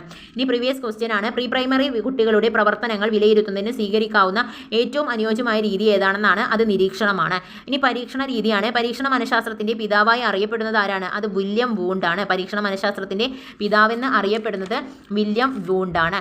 ആദ്യത്തെ മനഃശാസ്ത്ര ലബോറട്ടറി സ്ഥാപിച്ചത് വില്യം വൂണ്ടാണ്. 1879 ജർമ്മനിയിലെ ലീപ്സിംഗിലാണ്. പരീക്ഷണ രീതിയിൽ ഒരു സംഭവം ഉണ്ടാകുന്നതിന്റെ വ്യവസ്ഥകളും സാഹചര്യങ്ങളും പരീക്ഷകന്റെ നിയന്ത്രണത്തിലായിരിക്കും. അടുത്തത് അഭിമുഖമാണ് പഠിക്കാൻ പോകുന്നത്. ഏതെങ്കിലും ഒരു ലക്ഷ്യത്തെ മുൻനിർത്തി രണ്ടോ അതിലധികമോ വ്യക്തികൾ മുഖാമുഖമായോ അല്ലാതെയോ നടത്തുന്ന സംഭാഷണമാണ് അഭിമുഖം. വ്യവഹാരത്തിന്റെ വിവിധ മാനങ്ങൾ കണ്ടെത്താനും വ്യക്തമായ ഉത്തരത്തിലേക്ക് നയിക്കുന്ന ചോദക ചോദ്യങ്ങൾ രൂപപ്പെടുത്തുവാനുമുള്ള അഭിമുഖകാരന്റെ കഴിവിനെ ആശ്രയിച്ചാണ് അഭിമുഖത്തിന്റെ വിജയം. അഭിമുഖം 2 തരത്തിലുണ്ട്. സുഘടിതവും സുഘടിതമല്ലാത്തതുമുണ്ട്. അഭിമുഖ രീതി കൂടുതലായി ഉപയോഗിക്കുന്നത് വ്യക്തിത്വത്തിന്റെ കുറിച്ചുള്ള പഠനത്തിലും ചികിത്സയിലും ഏർപ്പെട്ടിരിക്കുന്ന ക്ലിനിക്കൽ സൈക്കോളജിസ്റ്റുകളും പൊതുജനാഭിപ്രായം, വിശ്വാസങ്ങൾ എന്നിവയെക്കുറിച്ച് പഠിക്കുന്ന സാമൂഹിക മനഃശാസ്ത്രജ്ഞരുമാണ്. സർവേ രീതി ഒരു നിർദ്ദിഷ്ട സാഹചര്യത്തിൽ ഒരു പ്രത്യേക ഗ്രൂപ്പിൽ നിലനിൽക്കുന്ന സ്വഭാവ വിശേഷത്തെ പഠിക്കാൻ സഹായിക്കുന്ന രീതിയാണ് സർവേ രീതി. പരീക്ഷണ രീതി പ്രായോഗികമല്ലാത്തിടത്ത് സർവേ രീതി തിരഞ്ഞെടുക്കാം. സർവേ രീതിയുടെ വിവിധ ഘട്ടങ്ങൾ: ആസൂത്രണം, സിമ്പിൾ തിരഞ്ഞെടുക്കൽ, വിവരശേഖരണം, വിവര വിശകലനം, നിഗമനത്തിലെത്തൽ. ക്ലിനിക്കൽ രീതി കൂടുതലായി ഉപയോഗിക്കുന്നത് മനോരോഗബാധിതരായവരുടെ രോഗനിർണയത്തിലും ചികിത്സയിലുമാണ്. ക്ലിനിക്കൽ മനഃശാസ്ത്രവും ക്ലിനിക്കൽ രീതിയും ആദ്യമായി അവതരിപ്പിച്ചത് ലെറ്റ്നർ വിറ്റ്മർ ആണ്. ക്ലിനിക്കൽ രീതിയും ആദ്യമായി അവതരിപ്പിച്ചത് ആരാണെന്ന് ചോദിച്ചാൽ ലെറ്റ്നർ വിറ്റ്മർ ആണ്. സാമൂഹിക ബന്ധ പരിശോധനകൾ നോക്കാം. ഒരു ഗ്രൂപ്പിനുള്ളിലെ അംഗങ്ങളുടെ സാമൂഹിക ബന്ധത്തിന്റെ തോത് നിർണ്ണയിക്കുന്നതും അയാളുടെ സ്വീകാര്യതയും അയാളുടെ വിമുഖതയും എത്രമാത്രമാണെന്ന് പരിശോധിക്കുവാനുള്ള മാർഗമാണ് സാമൂഹിക ബന്ധ പരിശോധനകൾ. സാമൂഹിക ബന്ധ പരിശോധന വികസിപ്പിച്ചത് JL മൊറീനോ ആണ്. സാധാരണഗതിയിൽ സഹസമൂഹങ്ങളിലാണ് ഇത്തരം പഠനം നടത്താറുള്ളത്. സാമൂഹിക മിതിയിൽ നിന്നും താരങ്ങളെയും ക്ലിക്കുകളെയും ഒറ്റപ്പെട്ടവരെയും തിരിച്ചറിയാൻ അധ്യാപകന് സാധിക്കുന്നു. അനേകം അംഗങ്ങളാൽ തിരഞ്ഞെടുക്കപ്പെടുന്നവരാണ് താരങ്ങളാണ്. 3-4 അംഗങ്ങൾ പ്രത്യേകമായി കൂട്ടിച്ചേർത്തുണ്ടാകുന്ന ഉപസംഘമാണ് ക്ലിക്ക്. പരസ്പരം തിരഞ്ഞെടുക്കപ്പെട്ട ഇരട്ടകളാണ് ദ്വന്ദ്ങ്ങൾ. മറ്റാരും തിരഞ്ഞെടുക്കപ്പെടാത്ത അംഗങ്ങളാണ് ഒറ്റപ്പെട്ടവർ. പ്രക്ഷേപണ രീതിയാണ്. വ്യക്തികളുടെ സവിശേഷ സ്വഭാവത്തെയും അബോധ മനസ്സിലെ അടിച്ചമർത്തപ്പെട്ട വികാരങ്ങളെയും മനസ്സിലാക്കുന്നതിനും അപഗ്രഥിക്കുന്നതിനും ഉപയോഗിക്കുന്ന രീതിയാണ് പ്രക്ഷേപണ രീതി. പ്രക്ഷേപണ രീതിക്ക് ഉദാഹരണം റോഷ മഷിയോപ്പ് പരീക്ഷ, thematic apperception test, children apperception test, പദസഹചരത്വ പരീക്ഷ, വാക്യപൂരണ പരീക്ഷ. ഇത്രയുമാണ് പ്രക്ഷേപണ രീതിക്ക് ഉദാഹരണങ്ങൾ. അപ്പം പ്രീവിയസ് ക്വസ്റ്റ്യൻ നോക്കാം. ഒരു ക്ലാസ്സിൽ സോഷ്യോഗ്രാം തയ്യാറാക്കുമ്പോൾ ലീന എന്ന കുട്ടി അനുവിനെയും അനു എന്ന കുട്ടി കരിഷ്മയെയും കരിഷ്മ ലീനയെയും കൂട്ടുകാരായിട്ട് നിർദ്ദേശിച്ചതായിട്ട് കണ്ടു. ഇത്തരം കൂട്ടങ്ങളുടെ പേരാണ് ക്ലിക്കുകൾ എന്ന് പറയുന്നത്. പ്രക്ഷേപണ തന്ത്രങ്ങളിൽ ഉൾപ്പെടുത്താത്തത് ഏതെന്നാണ്? റോഷ മഷിയപ്പ് പരീക്ഷ, സാമൂഹിക ബന്ധ പരിശോധനകൾ, തീമാറ്റിക് അപ്രിസെപ്ഷൻ ടെസ്റ്റ്, പദസഹചരത്വ പരീക്ഷ. അതിൽ സാമൂഹിക ബന്ധ പരിശോധനകളാണ് പ്രക്ഷേപണ തന്ത്രങ്ങളിൽ ഉൾപ്പെടാത്തത്. പ്രക്ഷേപണ തന്ത്രങ്ങൾ നമ്മൾ പഠിച്ചു. ഇനി സഞ്ചിത രേഖയാണ്. ഒരു കുട്ടിയെ വ്യക്തമായി അറിയുവാനും പഠിക്കുവാനും ആദ്യകാലം മുതലുള്ള തുടർച്ചയായ സൂക്ഷ്മമായ വിവരങ്ങൾ അനിവാര്യമാണ്. ഈ രീതിയിൽ തുടർച്ചയായ വിവരങ്ങൾ ശേഖരിച്ച് രേഖപ്പെടുത്തുന്ന സമഗ്രമായ റെക്കോർഡാണ് സഞ്ചിത രേഖ. സഞ്ചിത രേഖയിൽ ഉൾപ്പെടുന്ന വിവരങ്ങളാണ് കാര്യശേഷി, മാനസിക പക്വത, പഠന നേട്ടം, സാമൂഹിക ബോധം, മൂല്യബോധം, വൈകാരിക വികാസം, ആരോഗ്യസ്ഥിതി, പാഠ്യേതര താൽപ്പര്യങ്ങൾ, സാമൂഹിക പശ്ചാത്തലം, മെച്ചപ്പെടുത്തൽ സാധ്യതകൾ. ഉപാഖ്യാന രേഖയാണ് അടുത്തത്.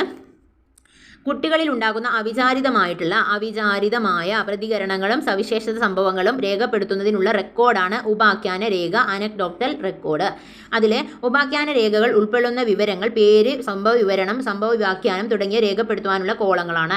പ്രീവിയസ് ക്വസ്റ്റ്യൻ: കുട്ടികളുടെ ശാരീരികവും മാനസികവുമായിട്ടുള്ള സാമൂഹികവും പഠനപരവുമായുള്ള ഘടകങ്ങളെ വിലയിരുത്തി രേഖപ്പെടുത്തുന്നതാണ് സഞ്ചിത രേഖ. അപ്പോൾ കുട്ടികളുടെ ശാരീരികവും മാനസികവും സാമൂഹികവുമായിട്ടുള്ള പഠനപരവുമായ ഘടകങ്ങളെ വിലയിരുത്തി രേഖപ്പെടുത്തുന്നതാണ് സഞ്ചിത രേഖ എന്ന് പറയുന്നത്. കുട്ടികളുടെ പ്രശ്നങ്ങളെ പറ്റി പഠിക്കുന്നതിന് ധാരാളം മനഃശാസ്ത്ര പഠന രീതികൾ നിലവിലുണ്ട്. ഒരു പ്രത്യേക സാഹചര്യത്തിൽ കുട്ടികൾ എങ്ങനെ പെരുമാറുന്നുവെന്നും സത്യസന്ധത, സഹായ മനസ്കത എങ്ങനെ സ്വഭാവങ്ങൾ കണ്ടെത്തുന്നതിനുള്ള ഒരു മനഃശാസ്ത്ര പഠന രീതിയാണ് ഉപാഖ്യാന രീതി. അപ്പോൾ കുട്ടികളുടെ പ്രശ്നങ്ങളെ പറ്റി പഠിക്കുന്നതിന് ധാരാളം മനഃശാസ്ത്ര പഠന രീതികൾ നിലവിലുണ്ട്. ഒരു പ്രത്യേക സാഹചര്യത്തിലെ കുട്ടികൾ ഒരു പ്രത്യേക സാഹചര്യത്തിൽ കുട്ടികൾ എങ്ങനെയാണ് പെരുമാറുന്നുവെന്നും സത്യസന്ധത, സഹായ മനസ്കത എന്നീ സ്വഭാവം കണ്ടെത്തുന്നതിനുമുള്ള ഒരു മനഃശാസ്ത്ര പഠന രീതിയാണ് ഉപാഖ്യാന രേഖ. ഇനി ചെക്ക് ലിസ്റ്റ് ആണ്. വ്യക്തിത്വ സവിശേഷതകളെക്കുറിച്ചുള്ള വിവരങ്ങൾ ലളിതമായി ശേഖരിക്കുന്നതിനുള്ള ഉപാധിയാണ് ചെക്ക് ലിസ്റ്റ്. ചെക്ക് ലിസ്റ്റിൻ്റെ പ്രത്യേകത ഒരേ സമയത്ത് ഒന്നിലധികം പേരുടെ വിവരങ്ങൾ ശേഖരിക്കാൻ സാധിക്കുന്നു. ഇനി റേറ്റിംഗ് സ്കെയിലാണ്. ഒരു സാഹചര്യത്തെക്കുറിച്ചോ വസ്തുതയെക്കുറിച്ചോ സ്വഭാവ സവിശേഷതകളെക്കുറിച്ചോ ഉള്ള വിലയിരുത്തലിൻ്റെ പ്രകാശനമാണ് റേറ്റിംഗ് സ്കെയിലിലുള്ളത്. ചെക്ക് ലിസ്റ്റിൽ നിന്നും വ്യത്യസ്തമായ റേറ്റിംഗ് സ്കെയിലിൽ നിരീക്ഷിക്കപ്പെടുന്ന വ്യവഹാരത്തിൻ്റെ പ്രത്യേകതകൾ എത്ര അളവിലും തീവ്രതയിലുമുള്ളതാണ് ചില മാനദണ്ഡങ്ങൾ അടിസ്ഥാനത്തിൽ രേഖപ്പെടുത്തുന്നു. അടുത്തത് 3 മുതൽ 11 വയസ്സ് വരെ റേറ്റിംഗ് തരങ്ങളുള്ള വിവിധ റേറ്റിംഗ് സ്കെയിലുകൾ നിലവിലുണ്ട്. പ്രസിദ്ധ റേറ്റിംഗ് സ്കെയിലുകളിൽ ഉദാഹരണം Likert scale 5 point rating, Thurstone scale 11 point rating. പൊതുവെ റേറ്റിംഗ് സ്കെയിൽ തയ്യാറാക്കുമ്പോൾ അനുകൂല പ്രസ്താവനകളും പ്രതികൂല പ്രസ്താവനകളും തുല്യ പരിഗണന നൽകേണ്ടതായിട്ടുണ്ട്. ഇനി ചോദ്യാവലിയാണ്. ദത്തശേഖരണത്തിന് വ്യാപകമായി ഉപയോഗിക്കുന്ന ഒരു ഉപാധിയാണ് ചോദ്യാവലി. വിവരശേഖരണത്തിന് താരതമ്യേന പ്രയാസം കുറഞ്ഞതും വേഗതയും സമയലാഭവും ഉള്ളതുമായ ഒരു ഉപാധിയാണ് ചോദ്യാവലി. 2 തരം ചോദ്യാവലികളാണ്. ക്ലോസ്ഡ് എൻഡഡ് ചോദ്യാവലിയും ഓപ്പൺ എൻഡഡ് ചോദ്യാവലിയുമുണ്ട്. പ്രതികരിക്കുന്നയാൾ നൽകിയിട്ടുള്ള ഓപ്ഷനുകളിൽ നിന്നും ഇഷ്ടപ്പെട്ട ഉത്തരം തിരഞ്ഞെടുക്കുന്ന ചോദ്യാവലിയാണ് ക്ലോസ്ഡ് എൻഡഡ് ചോദ്യാവലി. തിരഞ്ഞെടുക്കുന്ന ഉത്തരങ്ങൾ നൽകിയിട്ടില്ലാത്ത ചോദ്യാവലിയാണ്. പ്രതികരിക്കുന്നയാൾ ഇഷ്ടമുള്ള ഉത്തരം നൽകാം ഓപ്പൺ എൻഡഡ് ചോദ്യാവലി. സാമൂഹിക സ്വീകാര്യത പ്രതികരണങ്ങൾ സ്വാധീനിക്കുന്നതിനുള്ള സാധ്യത ചോദ്യാവലിയുടെ ഒരു പരിമിതിയാണ്. ഇനി കേസ് സ്റ്റഡി ആണ് പഠിക്കുന്നത്. കേസ് സ്റ്റഡി ഒരു വ്യക്തിയുടെ പ്രശ്നങ്ങളെ സംബന്ധിച്ച് ലഭ്യമായ സ്രോതസ്സുകളിൽ നിന്നും വിവര രീതികൾ ശേഖരിച്ച് സമഗ്രമായി പഠിക്കുന്ന രീതിയാണ് കേസ് സ്റ്റഡി എന്ന് പറയുന്നത്. ഒരു വ്യക്തിയുടെ പ്രശ്നങ്ങളെ സംബന്ധിച്ച് ലഭ്യമായ സ്രോതസ്സുകളിൽ നിന്നും വിവിധമായ രീതിയിൽ വിവരങ്ങൾ ശേഖരിച്ച് സമഗ്രമായി പഠിക്കുന്ന രീതി. സാമൂഹിക സൂക്ഷ്മദർശിനി എന്ന് കേസ് സ്റ്റഡിയെ വിശേഷിപ്പിക്കുന്നുണ്ട്. കേസ് സ്റ്റഡി ഫലപ്രദമായി ഉപയോഗപ്പെടുത്തുന്ന മേഖലകളാണ് ക്ലിനിക്കൽ സൈക്കോളജി, വിദ്യാഭ്യാസ മനഃശാസ്ത്രം, വൈജ്ഞാനിക മനഃശാസ്ത്രം, തൊഴിൽ മനഃശാസ്ത്രം.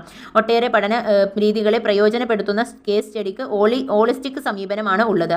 കേസ് സ്റ്റഡിയുടെ ശാസ്ത്രീയ ഘട്ടങ്ങൾ കേസ് തിരഞ്ഞെടുക്കൽ, പരികൽപ്പന രൂപപ്പെടുത്തൽ, സ്ഥിതി വിവരശേഖരണം, വിവര വിശകലനം, സമന്വയിപ്പിക്കൽ, പരിഹാരമാർഗ്ഗങ്ങൾ നിർദ്ദേശിക്കൽ, റിപ്പോർട്ട് തയ്യാറാക്കൽ. ഇനി ക്രിയാഗവേഷണമാണ്. വിദ്യാഭ്യാസ മനഃശാസ്ത്രത്തിലെ ഒരു സജീവ പഠന രീതിയാണ് ക്രിയാഗവേഷണം. ക്രിയാഗവേഷണത്തിൻ്റെ ആവിഷ്കരിച്ചത് സ്റ്റീഫൻ എം കോറിയാണ്. പ്രശ്നങ്ങളെ മുഖാമുഖം നേരിടുന്ന അധ്യാപകർ അവർക്ക് അടിസ്ഥാനമായ കാരണങ്ങളെ ഗവേഷകന്റെ വീക്ഷണഗതിയോടെ ശാസ്ത്രീയമായി ശേഖരിച്ച് അപഗ്രഥിച്ച് വിലയിരുത്തി നിഗമനങ്ങളിലെത്തുകയും അപ്പോൾ അനുയോജ്യമായ പരിഹാര മാർഗ്ഗങ്ങൾ കണ്ടെത്തി പ്രയോജിക്കുകയും ചെയ്യുന്ന പഠനരീതിയാണ് ക്രിയാഗവേഷണം. ക്രിയാഗവേഷണത്തിൽ പാലിക്കേണ്ട വിവിധ ഘട്ടങ്ങളാണ് വിവരങ്ങൾ വസ്തുനിഷ്ഠമായി ശേഖരിക്കൽ, പരികൽപ്പനകൾ രൂപീകരിക്കൽ, പ്രശ്നത്തെക്കുറിച്ച് വിലയിരുത്തൽ, സ്രോതസ്സുകളിൽ നിന്നും വിവരങ്ങൾ ശേഖരിക്കൽ, പ്രവർത്തന പദ്ധതി തയ്യാറാക്കൽ, പ്രയോഗിക്കൽ, വിലയിരുത്തൽ. ഇനി പ്രീവിയസ് ക്വസ്റ്റ്യൻ ആണ്. സാമൂഹിക സൂക്ഷ്മദർശിനി എന്ന് വിശേഷിപ്പിക്കുന്ന മനഃശാസ്ത്ര പഠന രീതി ഏതാണ്? കേസ് സ്റ്റഡിയാണ്. പഠിക്കാൻ മിടുക്കനായ ആദർശ് കുറച്ച് നാളുകളായി പഠനത്തിൽ തീരെ ശ്രദ്ധിക്കുന്നില്ല. പതിവായി വൈകിയാണ് ക്ലാസ്സിൽ വരുന്നത്. എപ്പോഴും ഒറ്റയ്ക്കിരിക്കാൻ ഇഷ്ടപ്പെടുന്നു. ആദർശിൻ്റെ ഈ സ്വഭാവ വ്യതിയാനത്തെ കുറിച്ച് പഠിക്കാൻ ഏറ്റവും അനുയോജ്യമായ രീതി ഏതാണെന്ന് ചോദിച്ചാൽ അത് കേസ് സ്റ്റഡിയാണ്. ക്രിയാഗവേഷണത്തിൻ്റെ ഉപജ്ഞാതാവ് ആരാണ്? അത് സ്റ്റീഫൻ എം കോറിയാണ്. അപ്പോൾ ഇത്രയുമാണ് ഇന്നത്തെ ഒരു ക്ലാസ്സിൽ ഉൾപ്പെടുത്തിയിരിക്കുന്നത്. നന്നായിട്ട് പഠിക്കുക. താങ്ക്